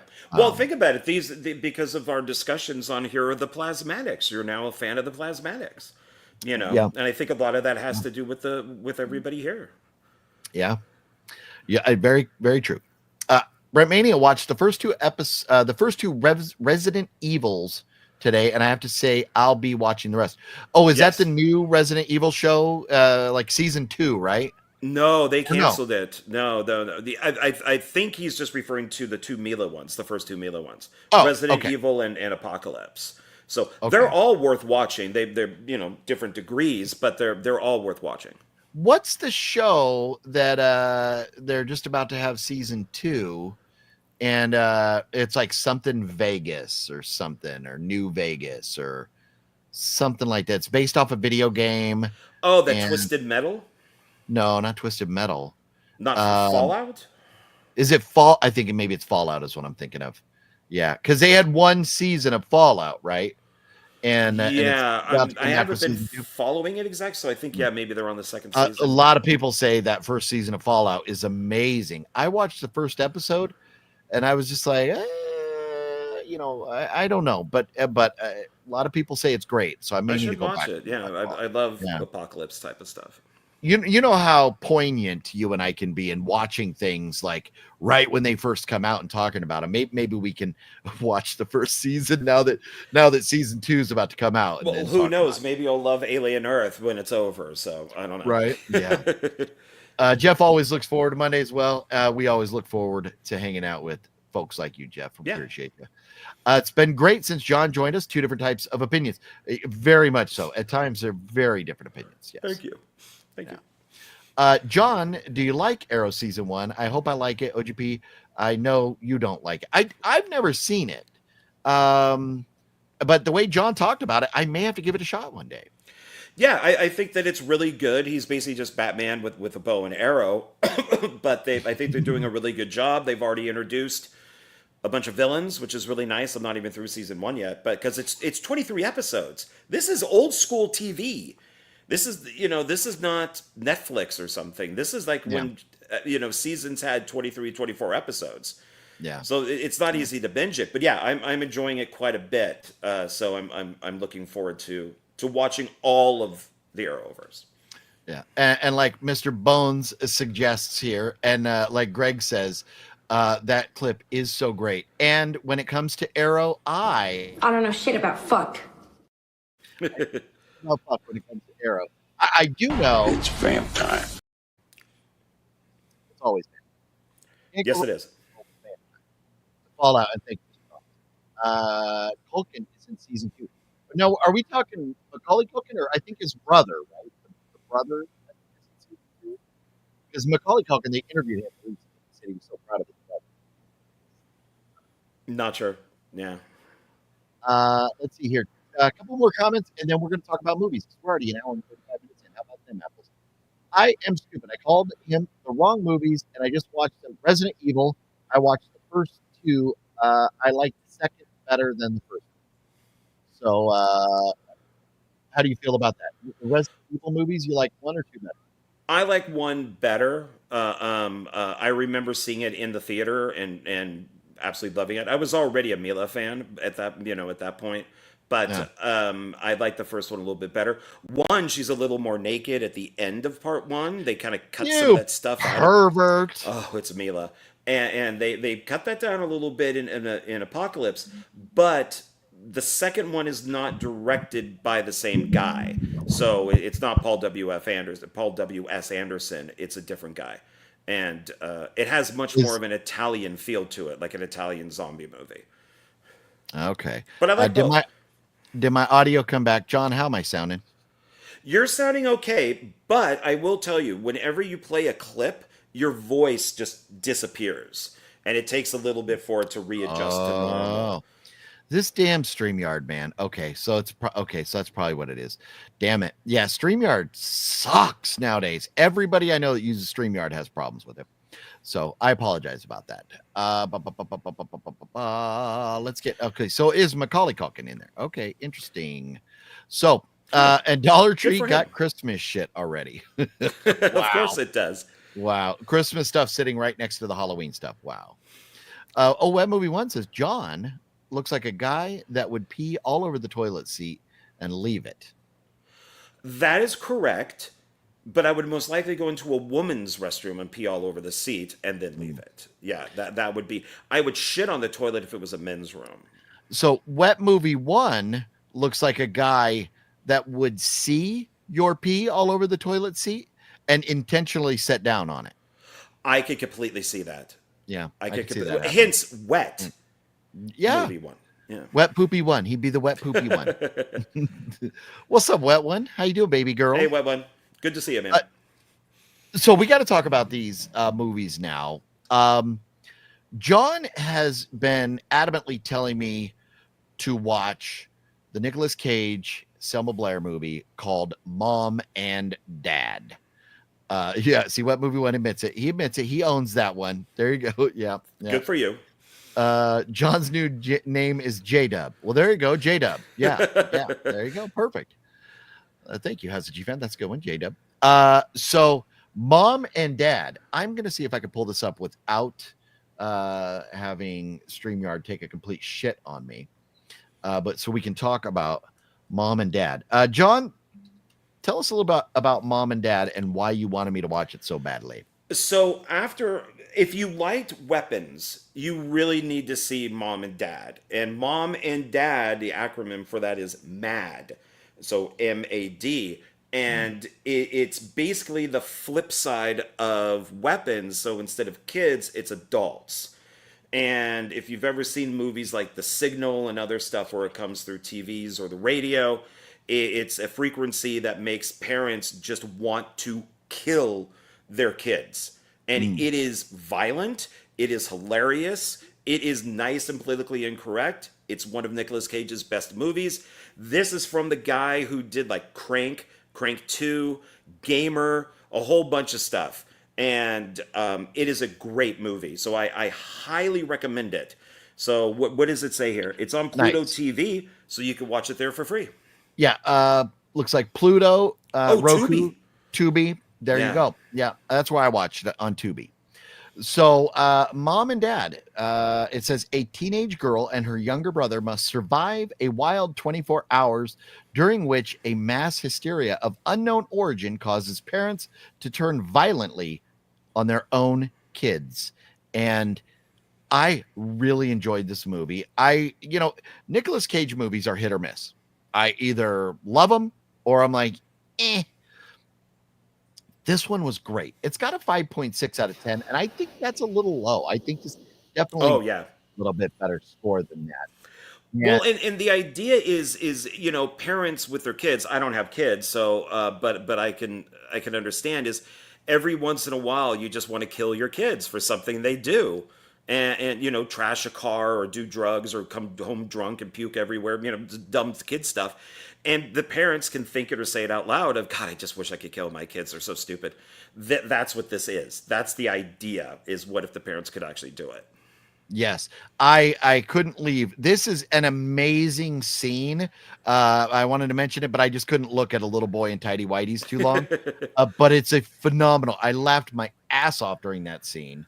It is shot very well. It's beautifully shot, and it is just so fun. It's wild, crazy. There's so much going on. I don't want to show all the pictures as I don't want to spoil. Oh, apparently we've gone away from it altogether. But I'm glad you mentioned that, John. And so I think without getting too far into it, Mom and Dad, it's on Tubi, it's on a couple other places. Highly recommend it if you guys haven't seen it. Let's score this puppy. Mom and Dad. It's really good, man. Yeah. I am torn because I'm like, I know movies that I score 5. I know movies I score a 4. I know movies I score 3. I know movies I score 6.25 for Balzer. I'm torn. Do you have a definitive score for it? I would say this would make a great double feature with Weapons, and Weapons we gave a 5. I would give and they're both short. This is only like 83 minutes, and they pack a ton of stuff in this. So I would definitely go 4.5 to 5, more towards a 5 than a 4, because it's excellent. And plus, it has a really good director on it too, and he knows he's another one of these guys that could be right up there with Oz Perkins and the director of Zach with Weapons and all that. It begins. Even the credits are incredibly 1970s, and he knows exactly what he's doing. So it's very good. So. Yeah. I just noticed Ghostface was hiding down here. Quit being a little bitch, Ghostface. Come out and play. Bitch face. Oh, Yeah. he's such a bitch. Oh, bitch face. Bitch face. There you go. Yeah, you make very good points. And the reference to Weapons, where is that the children element is that's a good point in the relation to Weapons. So yeah, I'll give it a 4.5. It's phenomenal. It's so low key awesome. It's just really, really good. I laughed my ass off. And we didn't even mention Lance Henriksen is in this movie. It's so good. So I'm glad. Thank you for recommending that. Of course, John. and I recommend everybody see it. So it is really, if you liked Weapons, you'll like this one too, and it's just very good. It's Nicolas Cage has made some of his best movies when he was in debt. So he's made some crazy ass movies to pay back the government, and this is one of them. He also made some pretty shitty movies too. But you are right. There are some. But when he didn't owe money to the government, he still made some shitty movies too. So, yeah, very true. Very true. Yeah, there was just a lot more coming out when he owed money. Yeah. So the next movie we need to talk about is The Victim. And who was the victim in this movie, John? Us. The audience. I am so disappointed. I saw The Victim. I saw the trailer for it a few months ago when I was watching another movie. And I said, you know what? I need to see this. I need to see The Victim. It looks so good. Michael Biehn from Terminator 2 and Danielle Harris. And you're like, okay, right there, I want to see this. These are two actors I love. And then, and it's only an hour and 23 minutes, perfect runtime. The trailer that I watched blew my socks off. John and I was telling John to watch a trailer, and we could not find the trailer that I saw on that DVD that I own, whatever other movie it was. So the trailers we saw were not as good. But the one I saw on that DVD made me go like, wow, I need to see this. So we watched it. We were not impressed. And now here's where some red flags are. Directed by Michael Biehn, written by Michael Biehn and Reed Lackey, starring Michael Biehn. And then if you get into it, it's produced by Michael Biehn. So I think wherever the money came from, whether this came out of Michael Bihn's pocket, whether this came out of somebody else's pocket, and they just gave Michael Biehn free reign, somebody needed to pull him aside and go, dude, there's way too much fucking driving in this. We don't need to see cars driving for 20 minutes. It was like driving the movie. The amount of driving in this was equivalent to the amount of walking in Dustin Ferguson's any one of Dustin Ferguson's movies. So it was terrible. The dialogue, what people said in this was just, at times I was laughing out loud at how stupid the dialogue sounded. So it was such a letdown. And the lead actress, her name is Jennifer Blanc Bean, who married Michael Biehn 4 years after this movie came out. So they were probably dating at the time or something, which was interesting because another actor in this movie gropes her. And so I would have a hard time having another dude grope my wife or future wife or whatever. So maybe they weren't dating at the time, but they end up getting married. Michael Biehn and Jennifer Blanc Bean. But there was something else I was going to say. I don't know. But when you have an actor, writer, director, producer, is one person doing all those different roles, he must have had a lot of yes men around him. And there he is.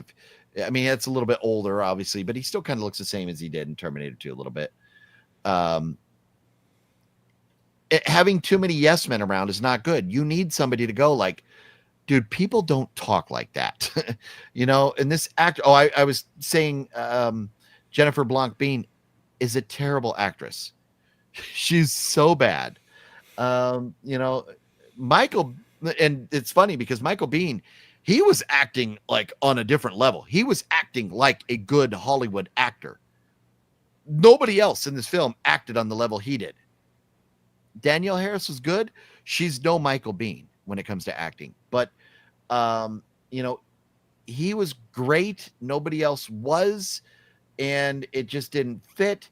See, like some of these shots, you're like, oh, these look great. Look at that, looks good. That's a good picture. But then these two goofballs right here, I don't want to say, but I'm sure John knows what I'm talking about. There's a very fun scene with Danielle Harris at the beginning of the movie that if you like Danielle Harris, you may want to go see what's going on at the beginning of this movie. And that's all I'll say about that. But it's not good. It's not good. I'm disappointed based on what I saw in the trailer. I had very high hopes for this. I didn't think it was going to be a 5, maybe even a 4. Maybe I thought it was going to be like a 3.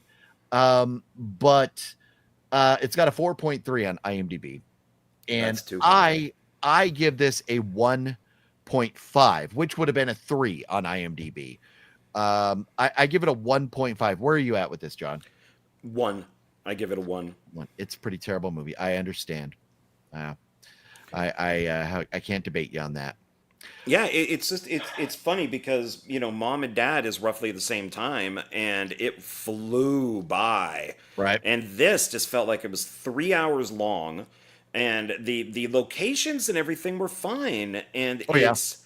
There is a behind the scenes, and I was questioning it while watching it, going, why are there so many people on this movie?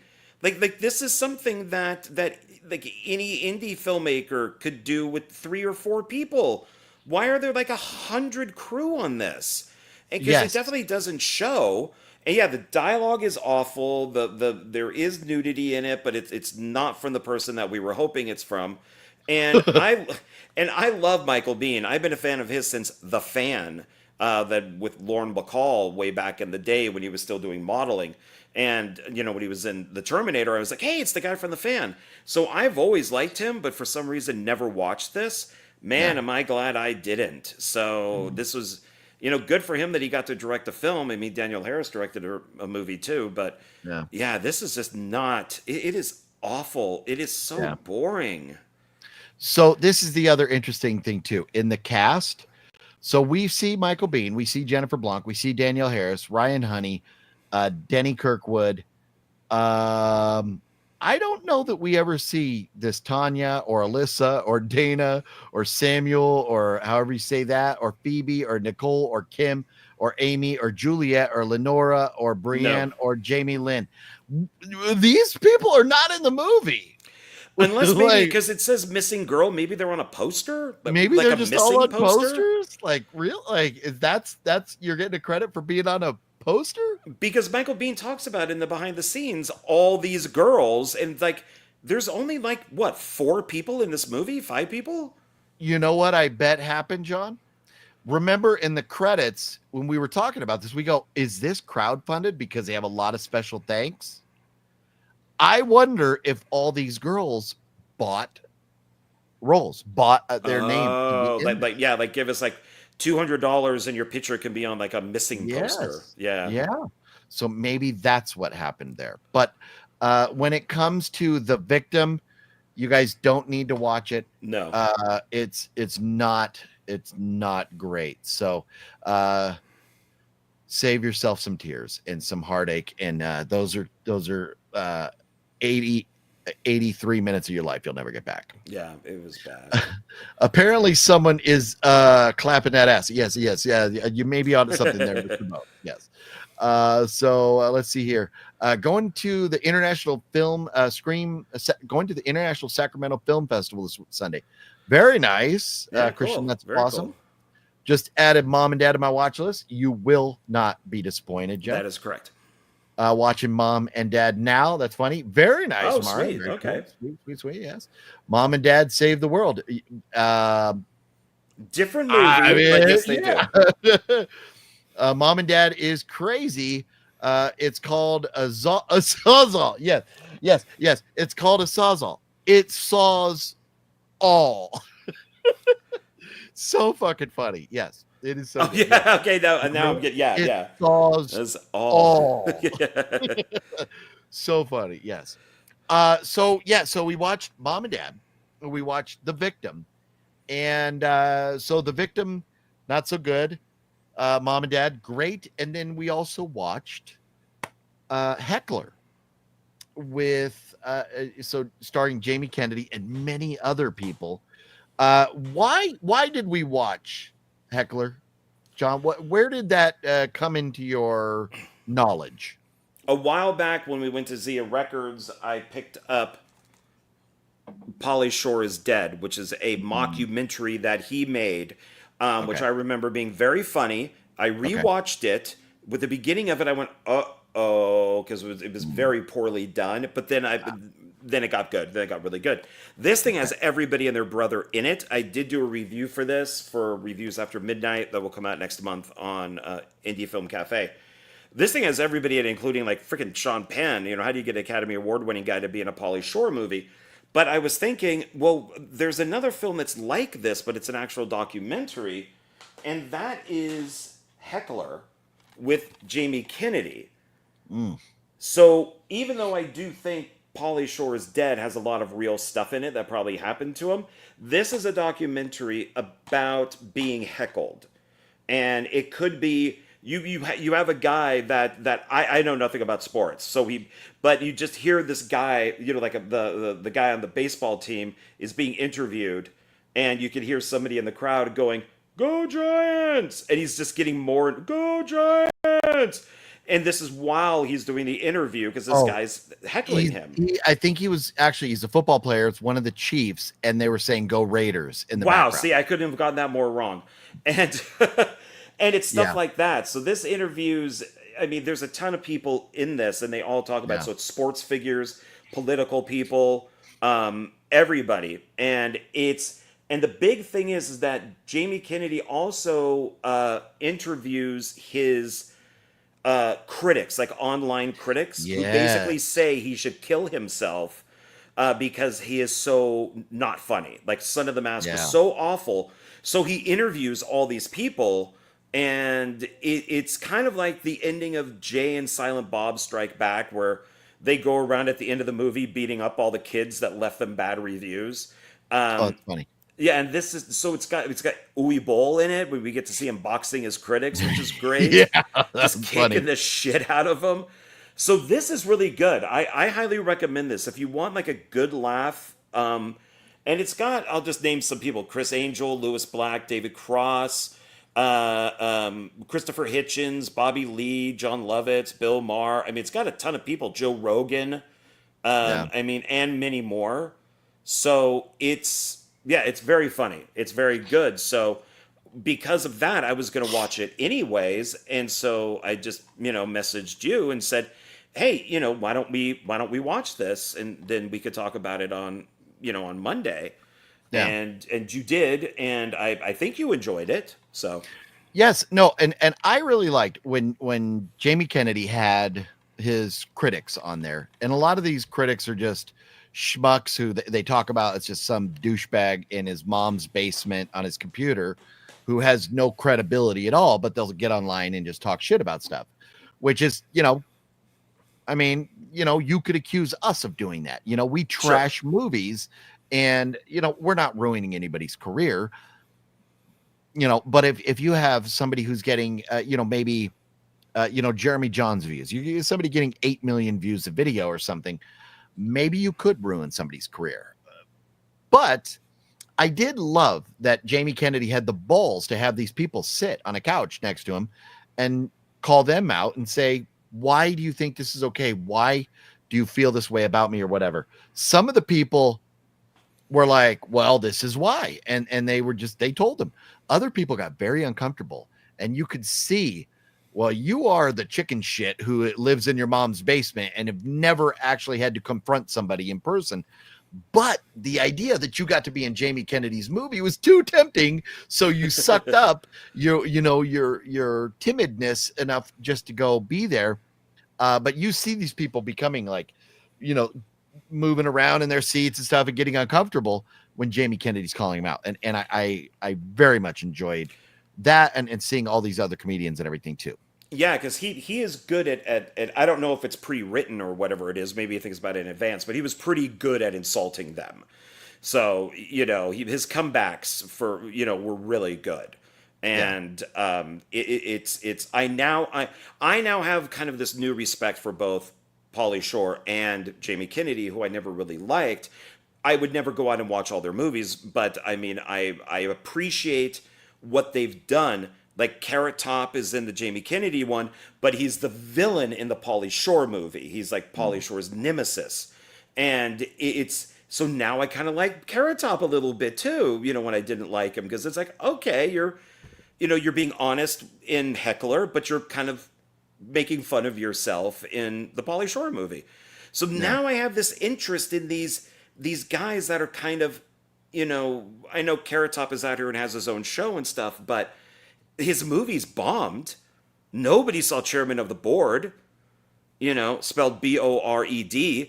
And it's, nobody would, you would think that he's just a has-been, but he's not because of his show.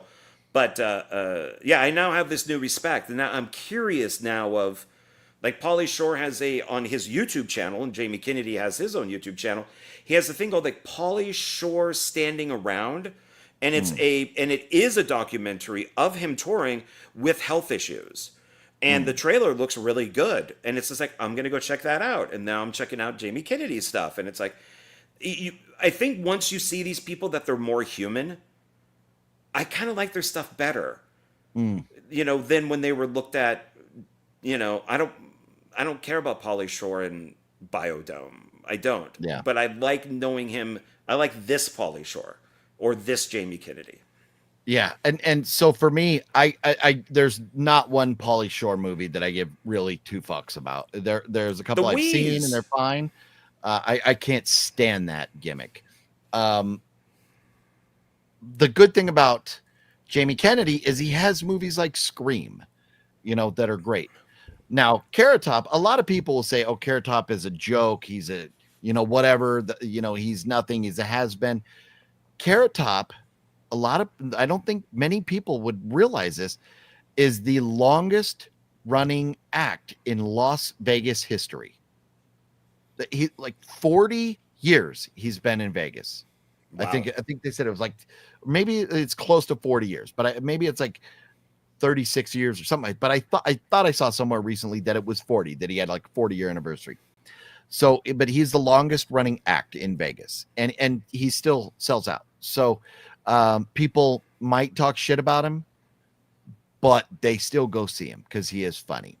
So, yeah, and I was in a Smith's late night and some guy walked into me he was quickly kind of jogging by me, and he hit my shoulder, and I'm like, what the fuck? And I turn around and it's Carrot Top. Oh, wow. That's funny. Well, I do think he lives on the side of town where you live. Yeah, when was it? Was that with you where we were at the Smiths and Jake the Snake Roberts was in there? Yes. Yeah, because I didn't know who he was, and you're like, is that? And yeah, I believe so. You're out on that side of town.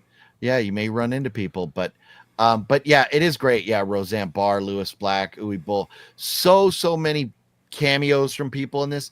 But it was fun. It was an interesting watch. It was a little educational. I will say, after a while, it got a little redundant with stuff, and I was like, is it going to be anything else? There's more to it. So I don't know that we needed an hour and 20 minutes of this, but I still enjoyed it. And I'm glad I watched it. And, I mean, it may be cool, if I ever see Jamie Kennedy at another convention again, to maybe get him to sign it. But Wet Movie 1 obviously must have turned us off and went to bed, because Wet Movie 1 is big time homeboys with Jamie Kennedy, and he would have definitely had something to say. And now Wet Movie 1 has become my best friend. So, because I would like to interview Jamie Kennedy at some point. Yeah, good luck with that. I think Wet Movie 1 would like to interview Jamie Kennedy. So, anyways, in person, Jamie Kennedy is a great dude. Talk to him. And me and Wet One were supposed to go hang out with him, but Wet One had to get on a train to head home, so we weren't able to make it happen. But maybe someday, we'll see. But yeah. Anyways, I'm glad you mentioned that. So it's like a documentary, but it's a movie, so I still think we should rate it. Where are you with Heckler on a 1 to 5 stars? I give it 4. Okay. I would give it 3. And it's because I think it was just, we could have packed most of this into an hour-long TV special versus a movie. But I'm glad he made it a movie, and hopefully Jamie Kennedy made a good amount of money off of this. Yeah, I mean, he put it into sections, which I liked. So, and then each person who we've already seen would talk about whatever that section is. So at least it wasn't all random. There was some structure to it. So there was, yes. It was very well thought out. Yes. So, you watched something else, did you not? Yeah, I rewatched, because I just bought it, and it has a lot to do with Alien Earth, I did watch Alien Romulus. So I saw it in the theater, and now I just watched it on Blu-ray. I didn't dislike it as much as I had originally. I still think that there were some massive issues with this, and I'm very disappointed in the people who made it, because they've made some great movies. But my biggest complaint with this is how easy they got off the planet to go onto the ship, and that the special needs android says the whole thing of "get away from her, you bitch." Since this takes place before Aliens, that really annoys the shit out of me.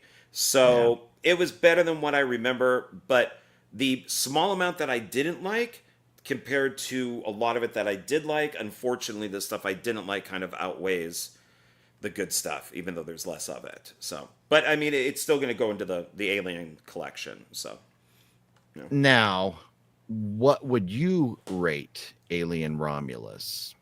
I would say originally when I saw it, I probably would have given it 2. Now I'm going to give it like 2.5. A 2. Okay. I'm pulling up right now to see what I rated it, and What would you guess? What do you guess that I rated on my Letterboxd that movie when I rated it when it came out in 2024? Okay, so knowing you, and from what we just discussed with comic books and other things about not knowing shit about other stuff, not knowing fuck about other stuff. No, no, sir. Let's get it right. I don't know shit about fuck. Okay. Yes, I stand corrected. I'm going to guess that you gave it 3 stars. Okay. I will show you what I gave it. Oh, if you can see that. 3.5. 3.5. Okay. All right.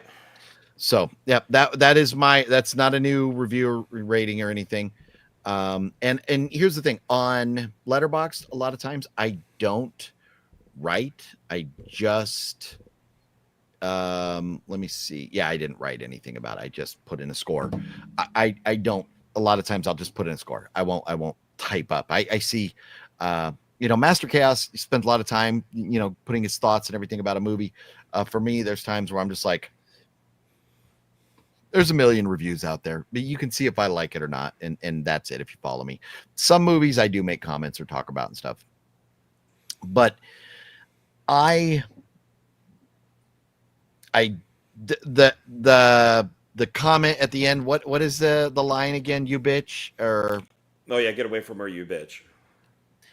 That frustrated me. I remembered that. At the end, there's a part where she's like outside about to get sucked out into space, and she's climbing her way back in the spaceship, right? And then all of a sudden jumps to like back in, able to control the spaceship or whatever. And it's like, how did you get there so quick? The ship is about to crash. How the fuck did you get there so quick? There was a problem there. Them being on the planet and having this ship that they could just hop in and take off, and being told like, no, you can't leave. It's like, well, why the fuck don't you just get in a ship and go? Well, that doesn't make any sense because she's at the beginning of the film. It's like a mining colony on like a different planet. It's always dark. There's no light. And she goes into the woman and she's like, okay, I've done my time. I need to leave. And the woman's like, nope, you just got doubled.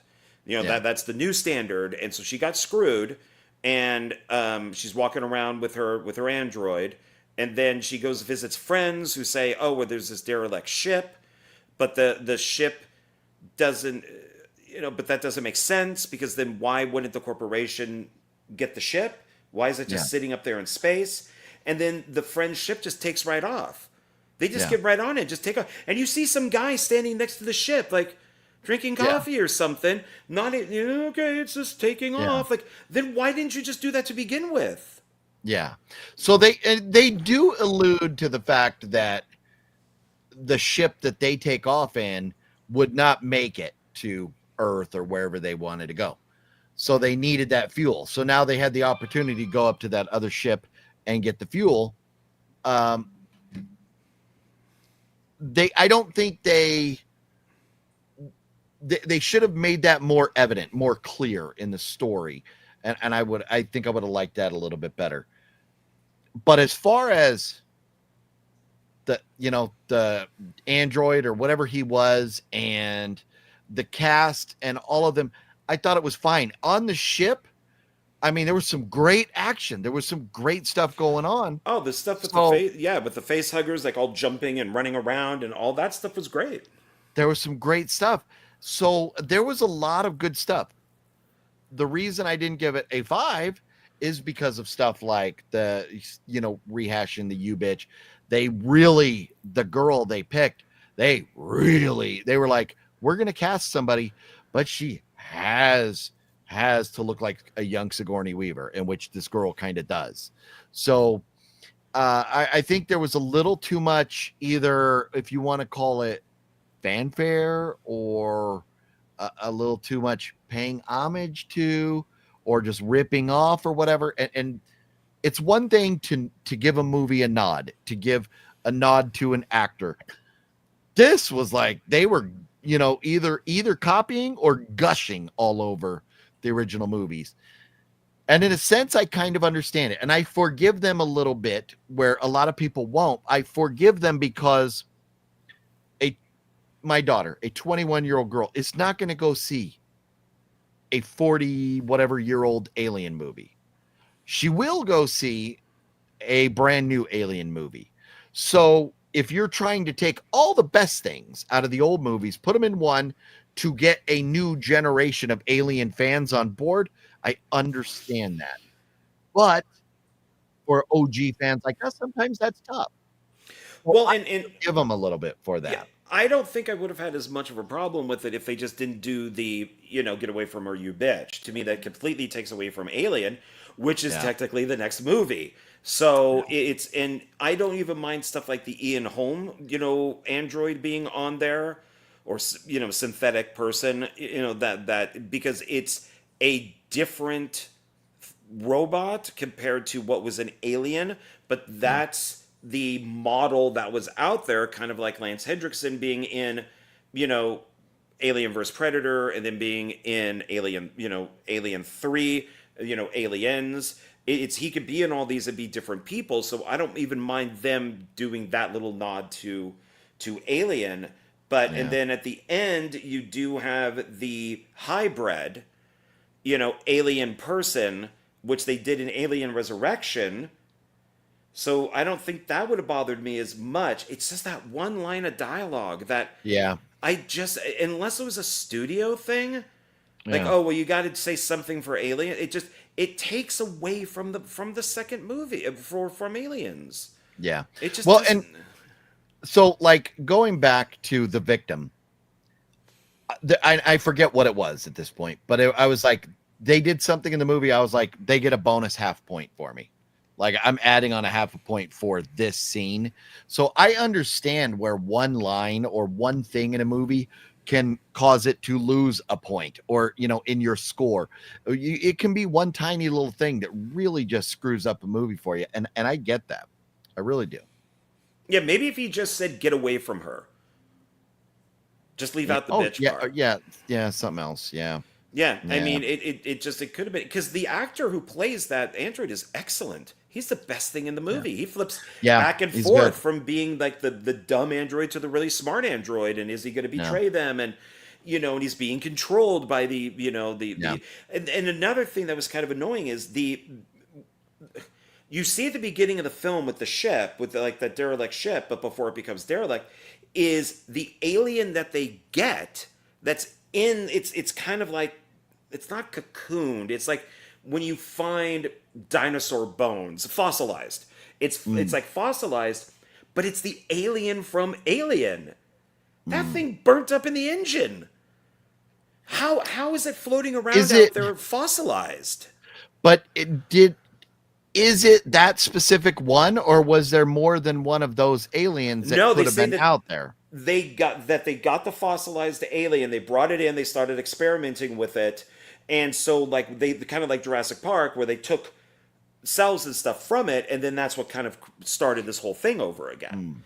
So, and I guess that you kind of allude to, because this is 2 years before Alien, is that the company and all of that already knew that this alien was on the planet that they send the truckers in Alien to.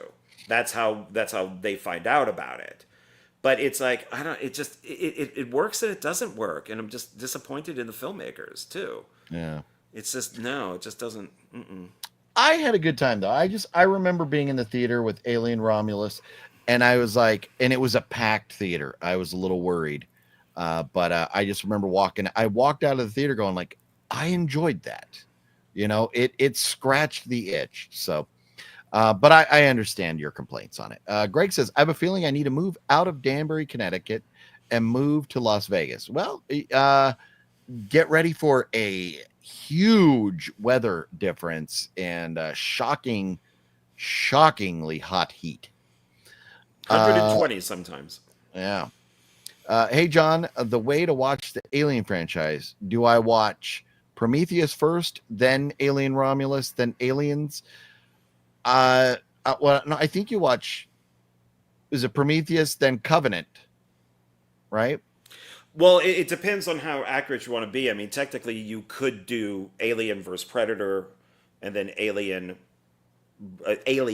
versus Predator Requiem, but then go Prometheus, Covenant, then it would be Alien Earth, then it would be Alien, then Alien Romulus, Aliens, Alien 3, Alien Resurrection, and I think that's where it ends. I'm pretty sure.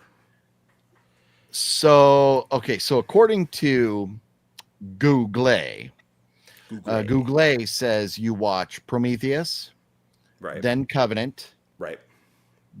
then Alien, No. then Romulus. But no, Romulus is 2 years before Alien, right? Right, but you have to. But see, this might be old. You have to fit now Alien Earth in there because that takes place before Alien. It's 2 years before Alien. Well, this is good old Google AI stuff. Well, let's see what space.com says. When is this article from? They have out charts. There's the whole chart thing that tells you Yeah. when each one is like. So no, well, now this is interesting too, because this says Alien versus Predator first, Alien versus Predator Requiem, Prometheus, Covenant, Alien Earth, then Alien Romulus. But shouldn't Romulus be before Alien? Because it's 2 years before, right? No, Alien Earth is 2 years before. Alien Earth is 2 years before. Romulus is after Alien, but before Aliens, because they get the alien from Alien. That's the one that's all fossilized. Okay, that's right. Okay, so it's before Aliens. So yeah, so Romulus, then Aliens, then Alien 3, then Resurrection. Yeah. So yeah. Yeah, so and nothing has been past Resurrection because the Earth is destroyed. If you watch the director's cut, it's the Earth is like decimated. So space.com, like outer space, SPACE.com, if you need that list. Yeah, you could even fit the Predator movies in there too, because they're part of the same world. So I mean, you'd have this giant thing to watch. Yeah. You know, and now with Blade Runner being part of it. Whoosh. So, John, was that all you watched? Is that, I know you have pickups. Is there any other films or things to talk about that you had on your agenda? No, I don't recall. No. Okay. How many pickups you got? A small box. Okay, let's check them out. But I can quickly go through them, get done in 15 at most. Well, I think everybody loves seeing John Ward pickups. So let's check them out. Let us know what you got, where you got them. And if you remember how much you paid. We'd like to know all of these details. So hang out to the end. I have a film that I now regret buying. And I want to know if they want me to watch it, and I can tell them about it next week. A hate buy? You've never seen this movie? No, it wasn't a hate buy. Oh. No, but I now kind of regret it after reading more into it. So we'll get to that. So I did pick up a lot of these are all, would be Zia or eBay and stuff like that. But I wanted to get some of these because I just watched the Swamp Thing series. So I did pick up Swamp Thing, the Wes Craven Swamp Thing. Okay, nice. Yeah, a lot of these are out of print. So I actually found cheap copies at Scream Factory. So, and then I did, this is really nice. This is Return of the Swamp Thing. So MVD. Oh yeah, there you go. Yeah, and it's got its slipcover. And then inside you also get a poster is inside here. Oh, nice. Yeah, so that's which will always sit right here. Return of the Swamp Thing is better than Swamp Thing. Where'd John go? I'm right here. We're big. Ah. I was trying to do like this, but no, not that. No, not that either. I'm getting seasick here. I was trying to do that, but I want to do. I almost said I want to do you. How you like them apples? Hey now. But I wanted to switch it around, but I don't know how to make me small and you big. Oh well. I was just gonna so people could see your movies better, but okay. Oh well. Yeah. And then Mr. Sunday Movies is doing the next 2 episodes are going to be the Perry Jackson films. So I did pick up the double feature of that. Now, John, I have a question for you. Yes. Because Ruth... I don't know shit about fuck. He doesn't know shit about fuck. But I know that those are Percy Jackson films, right? Yeah, Percy Jackson. And you said Perry Jackson. Oh, my bad. Perry. Well, that's his brother. That's the spinoff. Oh, okay. Yeah, Perry Jackson. It didn't take off at all. Like, it was only maybe one movie, and that direct to video, that was about it. So. And he probably dated a girl named Sherry, and he made a song about her. Oh, Sherry. Oh, love.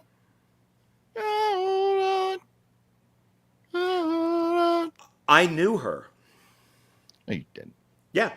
In Marin County, I'll make it fast. Marin County, Madrone Canyon, which is where my Dark Park Films comes from. From high school, we used to walk it. It would take an hour for us to get up this hill. It was massive. And Steve Perry lived right below my grandparents' house.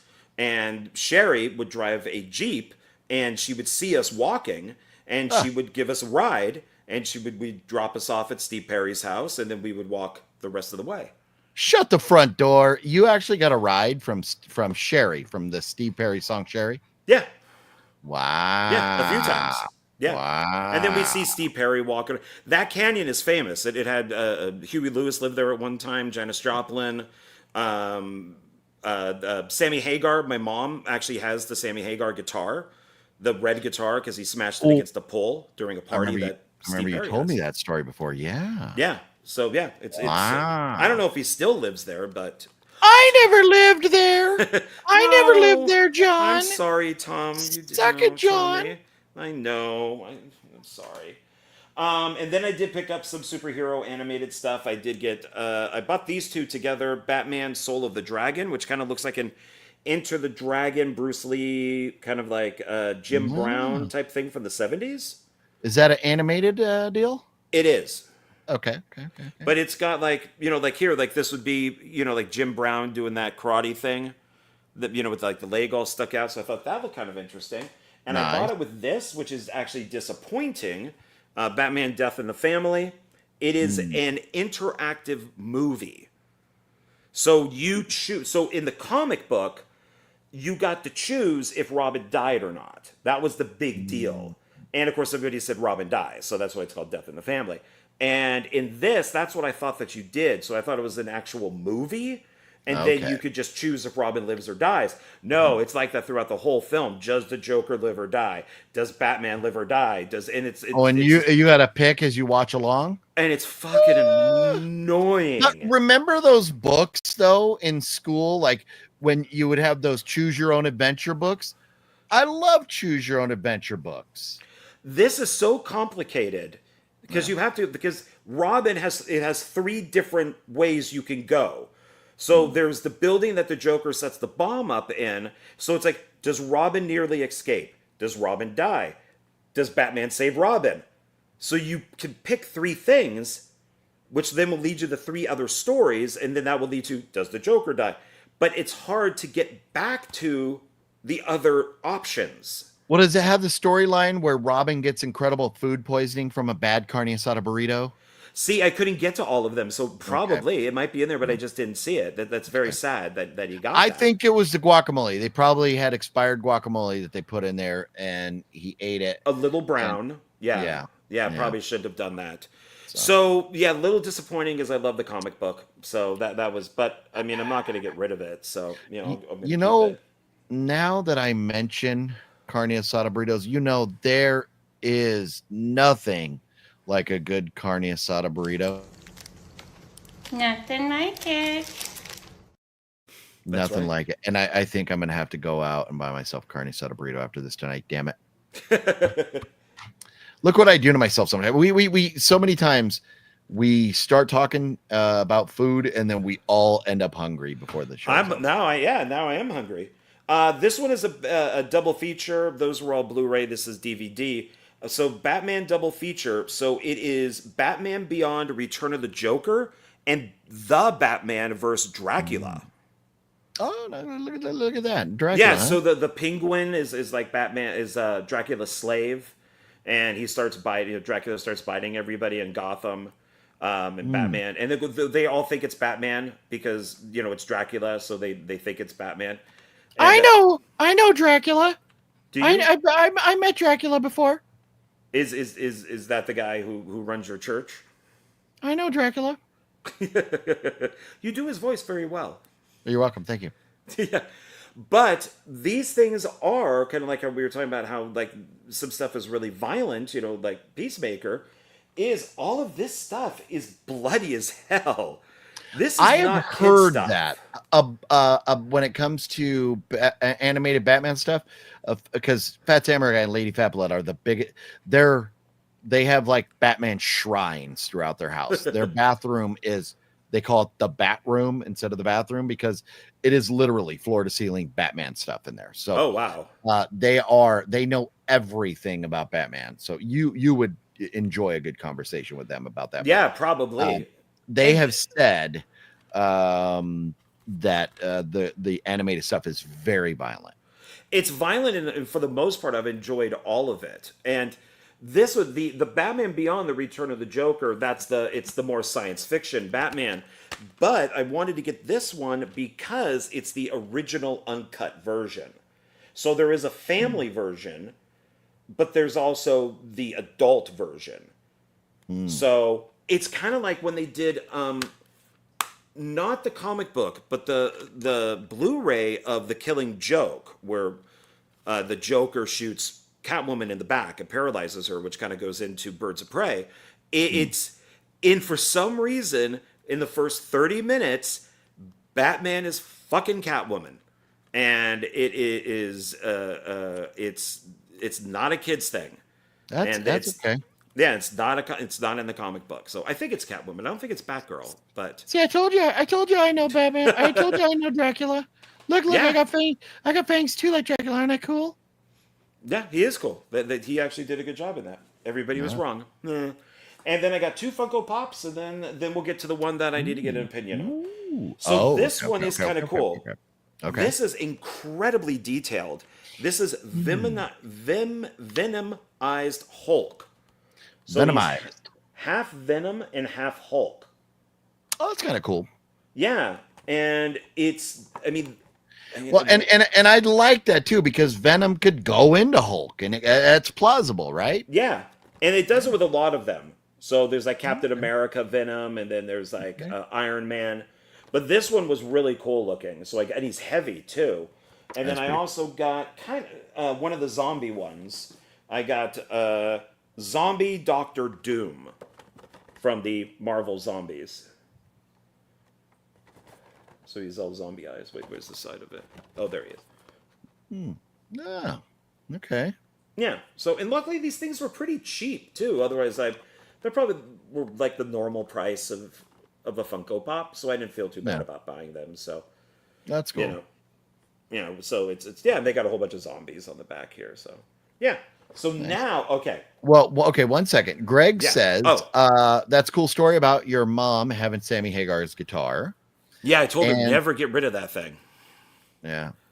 And he also says that's great Steve Perry story. Thank you. And then he mentioned about living in San Diego and understanding heat. San Diego knows nothing about Vegas heat. So San Diego on an average day is in the 70s. Every once in a while it gets in the 80s. And a hot day, it's in the 90s. Once in a blue moon, it might hit 100. But like out kind of where I live and out where John lives, San Diego's got nothing on this. Now, where I live is not as hot as Vegas, but it's close. And but yeah, every once in a while it'll get up to, over here, like it got up like 109 over here last week. But in Palm Springs, it was 117 last week. But I have been out in Palm Springs when it was 122 degrees. The high, I think, record in Palm Springs like 125. And I do know, like out in Vegas, it'll get up to 120. So it's not fun shit. Yeah, I think I was out here. It was like 122. This was a few years ago, and old people were having heart attacks because they would leave a casino, and it would be freezing in the casino, and they'd walk outside, and that heat would hit them, and they would collapse. And so I think it was like 4 people, but still that sucks. But that's how bad the heat was compared to being inside a cold place. Nope. Yeah. Nevada reaches. But the thing is, when you move to the desert, you learn to adjust. You just live with air conditioning. It's just it. But there's, a lot of times where the rest of the country is under a sheet of ice. And here's the flip side about Vegas and Palm Springs, usually about the same temperature. Palm Springs will get hotter than Vegas, but they're usually very, very close. In between in Death Valley and in Baker, California, that's where it gets to 130. It gets absurd. But in the wintertime, Vegas will get cold and it will snow every once in a while, where Palm Springs in the wintertime is like sunny and 70. It's gorgeous all winter. That's why all the Canadians come down. It's funny that Vegas doesn't stay like that, where Vegas gets so cold, but Palm Springs doesn't. But the beauty is in November and December, when people in Connecticut are freezing their ass off, people are walking around in shorts and t-shirts in Vegas. So there is two sides to every coin with the heat and stuff, but Vegas is cool enough that it definitely, you get past the heat really quickly. So as long as you have a good air conditioner. Yeah. So, yeah. I Okay. Sorry. I might have said it wrong. Yeah. It's Barbara Gordon that the Joker shoots. So that's, then she's in Birds of Prey. Okay. I was looking up just movies based on graphic novels or comic books and stuff like that.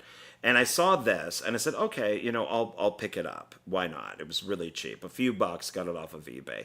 I got it in today and looked at it and went, oh crap, I think I'm going to regret this. Uh-oh. So I'm putting it out there to everybody there, kind of like Unsane. Should I watch this and then report on it next Monday? So this is based on a DC Vertigo comic. It's called The Kitchen. And it's Melissa McCarthy, Tiffany Haddish, and Elizabeth Moss.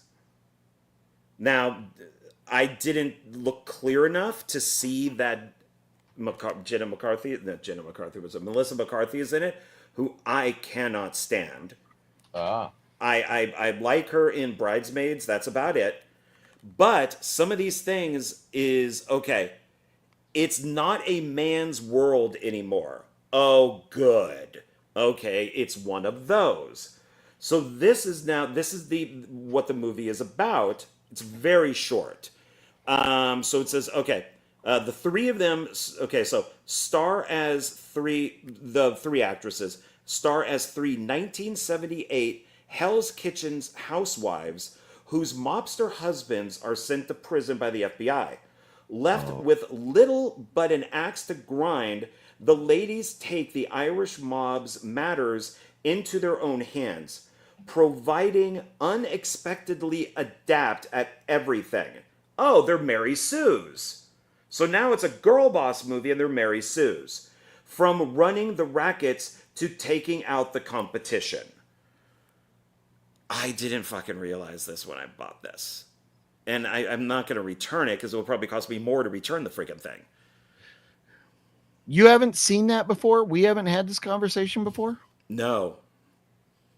I didn't look deep enough into this. I didn't, and just...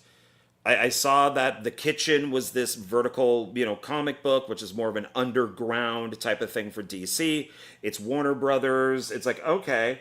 It's written and directed by a woman. So this is definitely going to be a girl boss. And from what I'm reading on the back, it really does seem like they're Mary Sue's. So this is probably going to be very woke and DEI. So, yeah, that movie, is an hour and 42 minutes. It's from 2019. It's got a 5.6 on IMDb, which is not a terrible score. I don't know who I talked about that with. I have seen this movie. Oh, really? Yeah.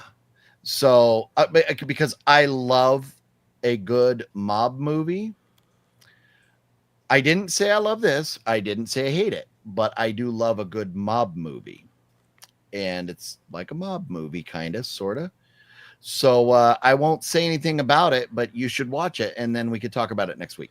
Yeah, because remember that movie Widows, and I thought it was Windows, and it has the weird chick from Wicked in it, the black chick, and it was the wives of the mob guys who get killed, and they have to pay back the debts that the husbands owned.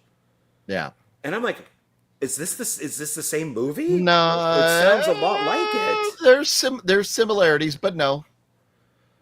So Yeah, this says the wives of New York gangsters in Hell's Kitchen 1970s continue to operate their husbands' rackets after they're locked up in prison. So yeah, which you may have already read, but yeah, it's, I mean, there's similarities, but it's different. So yeah, check it out. Watch it this week, and we'll talk about it next week. I won't say whether I like it or dislike it or anything. Common is in it. Is that a good thing? I think Common is like a rapper or something, right? Yeah. Like Yeah. yeah. I think like Obama had him at the White House a few times, and people got pissed off at that. But yeah, I'll see how it goes. I mean, I'm probably never going to get rid of it, but it's, yeah, violence, language throughout, and some sexual content. I don't mind, Elizabeth Moss. I think she's fine. I don't know who Tiffany Haddish is. I don't even recognize her. And but Melissa McCarthy, man, I cannot stand her. I cannot stand her. Oh fuck, she's annoying. So I don't know too much, and I think it's Tiffany Haddish. I think is how you say it. But she's been around for a long time. I'll tell you, in 2019, she was in a TV series called Gay of Thrones. Oh. So you maybe want to go check that out. Trying to go back and see some of the stuff that I would know. The movie Keanu, not about, but called Keanu. I think it's about a dog. Let's see. She was in something. Yeah, Haddish. I don't know how I was saying it, but yeah, Tiffany Haddish. Something called Wax On, Fuck Off. Is she in porn? No. She was in one episode of My Name is Earl. One episode of It's Always Sunny in Philadelphia. Yeah, I'm not seeing any movies that I recognize. TV. Something called School Dance. Aside from Keanu, I've heard of it. I haven't seen it. Girls Trip. Uncle Drew. Night School Dream Team. She's been in a bunch of like Maroon 5 music video, different Drake's music video. Huh. A movie called Nobody's Fool. There is one common thread amongst the most of the stuff she's been in. These are movies that you would probably see on BET. Okay. So, you know what BET is? Yes, I do. Okay. So, just understanding that it's she was in Eddie Murphy's Haunted Mansion. Oh no, that was bad. Oh no. Yeah. So good luck. Yeah, thank you. Well, I want to get like at least 3 people to just type in yes in there for me to watch this. So otherwise, it will just sit in the collection, and one day down the road, I'll watch it. So as long as 3 people say, yeah, Billy lost his crown. I've been moving things around. His crown's over there. Maybe we'll bring it back next week. I saw that movie Kitchen. I don't like it. Good luck. Hope you like it. There you go. Well, okay, that's kind of a yes. Greg thinks he saw it. John put it on the bay. There you go. How about snipping? Yeah, he cut it in half. So John says yes. There you go. Do y'all ever torrent movies instead of buying physical? I don't. If it's maybe I'll stream it or whatever. I don't buy everything I watch. I'm my theory now or philosophy is to buy things that I love after I watch them. And I buy crap. Apparently. and you buy stuff that you're never going to watch. So yeah, it's more of just a collection. So, but I used to torrent stuff before they cracked down on it. So, but I don't do it anymore. Yes. You ever seen Blood In, Blood Out? Yeah, definitely. Yes. Long time ago. Yeah. Yeah. And it's funny. I don't think it's on my list anymore, but it was on my list, and I was just like, I need to buy it. I need to buy it. I need to buy it. And then I was like, wait a minute. I collect horror. I got to stop buying things that are not horror movies. So, Blood In, Blood Out is more like a gangster movie. So, but it's a good one. It's definitely a good one. So, so next week the homework will be for everybody to watch The Kitchen. Yep. And good luck with that. And we'll talk about Toxic next week. Toxic Avenger. That will be one of the topics. Oh man, John's got to go because he's currently dying. Oh my God. Machete kills. The Machete movies are like. Oh, I like those. Yeah. Rob Rodriguez. Yeah. I like a lot of his stuff. They're fun. They're not the greatest, but they're fun. So.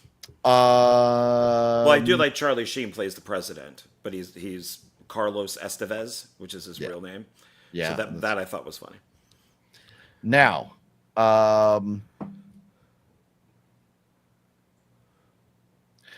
son of a fuck, I was gonna say something, and all of a sudden, sometimes I go to say something. I don't know shit about fuck. It happens. Yeah. Oh, I'll probably watch a couple episodes of Alien Earth tonight. See how that goes. We'll talk about that. Oh, I'll be watching, the new one tonight too. Yeah. And I know where I was going to go with this. And so, maybe there'll be a video from Vegas. Maybe there won't. I'm not sure how that's going to go yet. But me and John are going to be hanging out, hitting up some Zia records. So it should be fun. John, you said, what was it? Was it Heckler or whatever? What did you say you did? Or you have a review coming or something on your channel? What's coming up? What started this whole thing was that Pauly Shore. Pauly Shore is dead. Is rewatching it. So when I bought a stack of movies at Zia Records, I asked the guy who was ringing me up. I said, out of all these movies, which one do you question? And he actually held that one up. So, but I think it's very funny. So I like it. So yeah, so I gave it a very good review. It's my longest review that I've done for Reviews After Midnight. I think that's the first week of September. Okay, nice. So not too far off. Yeah. Ghostface says, thoughts on Human Centipede movies. This is funny because John and I talked about this a while back.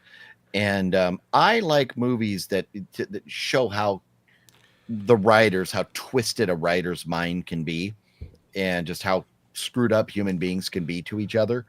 And Human Centipede, the first movie, is phenomenal. What happens to these people is gross, yes, but it's intense. It's a scary movie. The two sequels are goofy and wonky, but I don't hate them. I own all three, but I definitely think the first one, if you're into seeing people have shitty things happen to them, literal and metaphorically, yes. Human Centipede, I would check it out. Yeah. No desire. Absolutely none. Yeah. No. Yeah. No, that there are certain films that I just don't. I just have no desire in watching, and a lot of those just have to do with. It's not torture porn because I hate that I hate that phrase, or because some one freaking critic said it. Now it's everything is torture porn.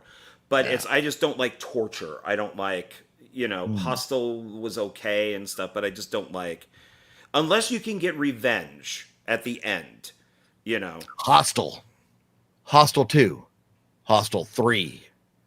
Oh, part 3 was awful. Terrible. I don't even think I finished it. And it was supposed to be in Vegas, so it was like, oh, this is going to be cool. And then no, it was not cool.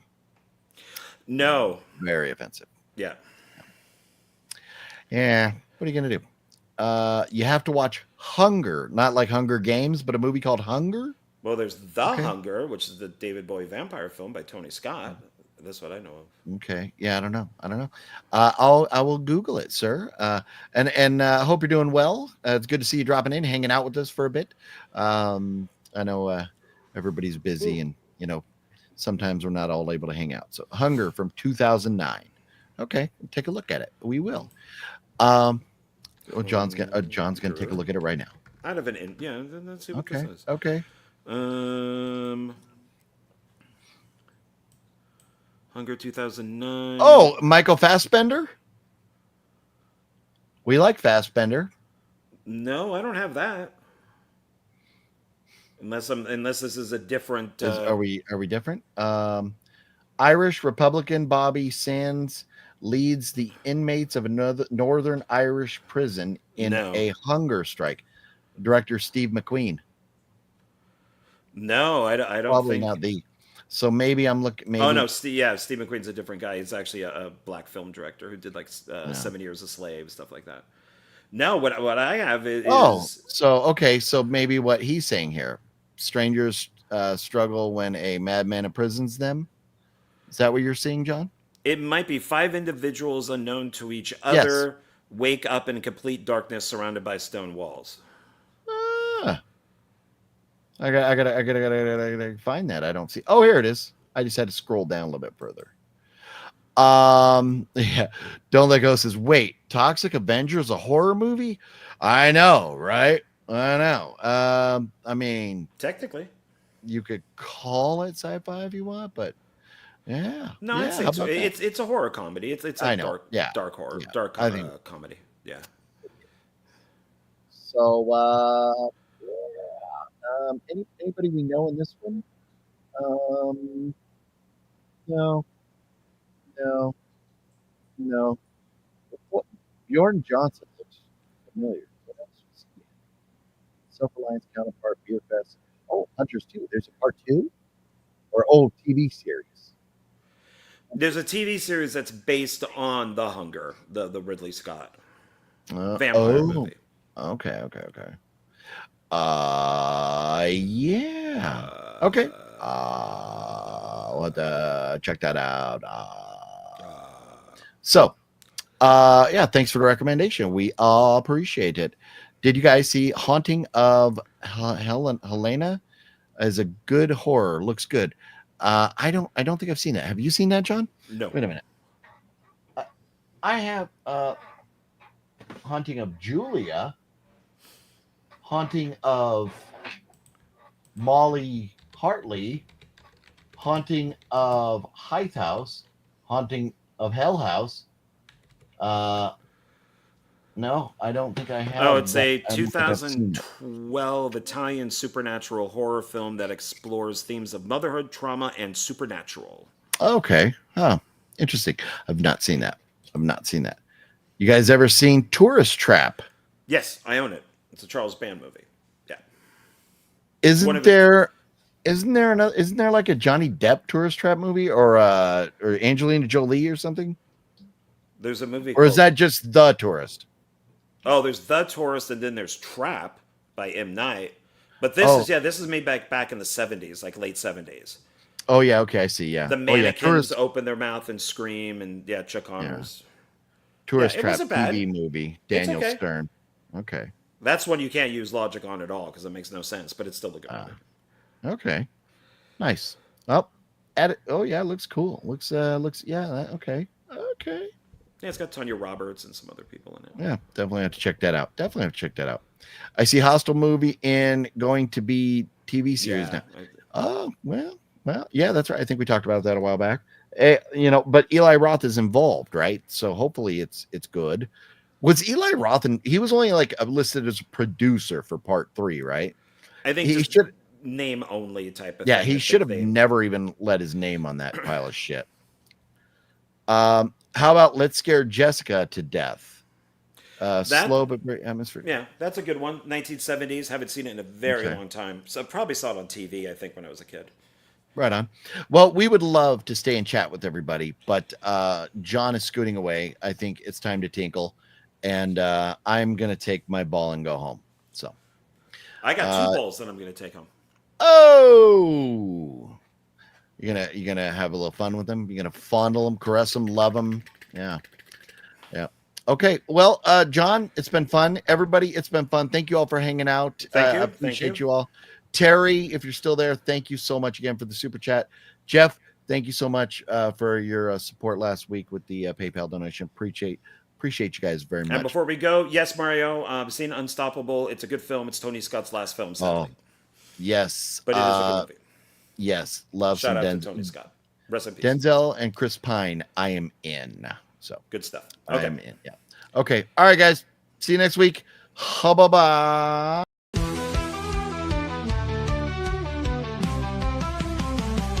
It's Horror Movie Monday, you already know. Chills in the air, and the tension's low. OGP steps up, setting the tone.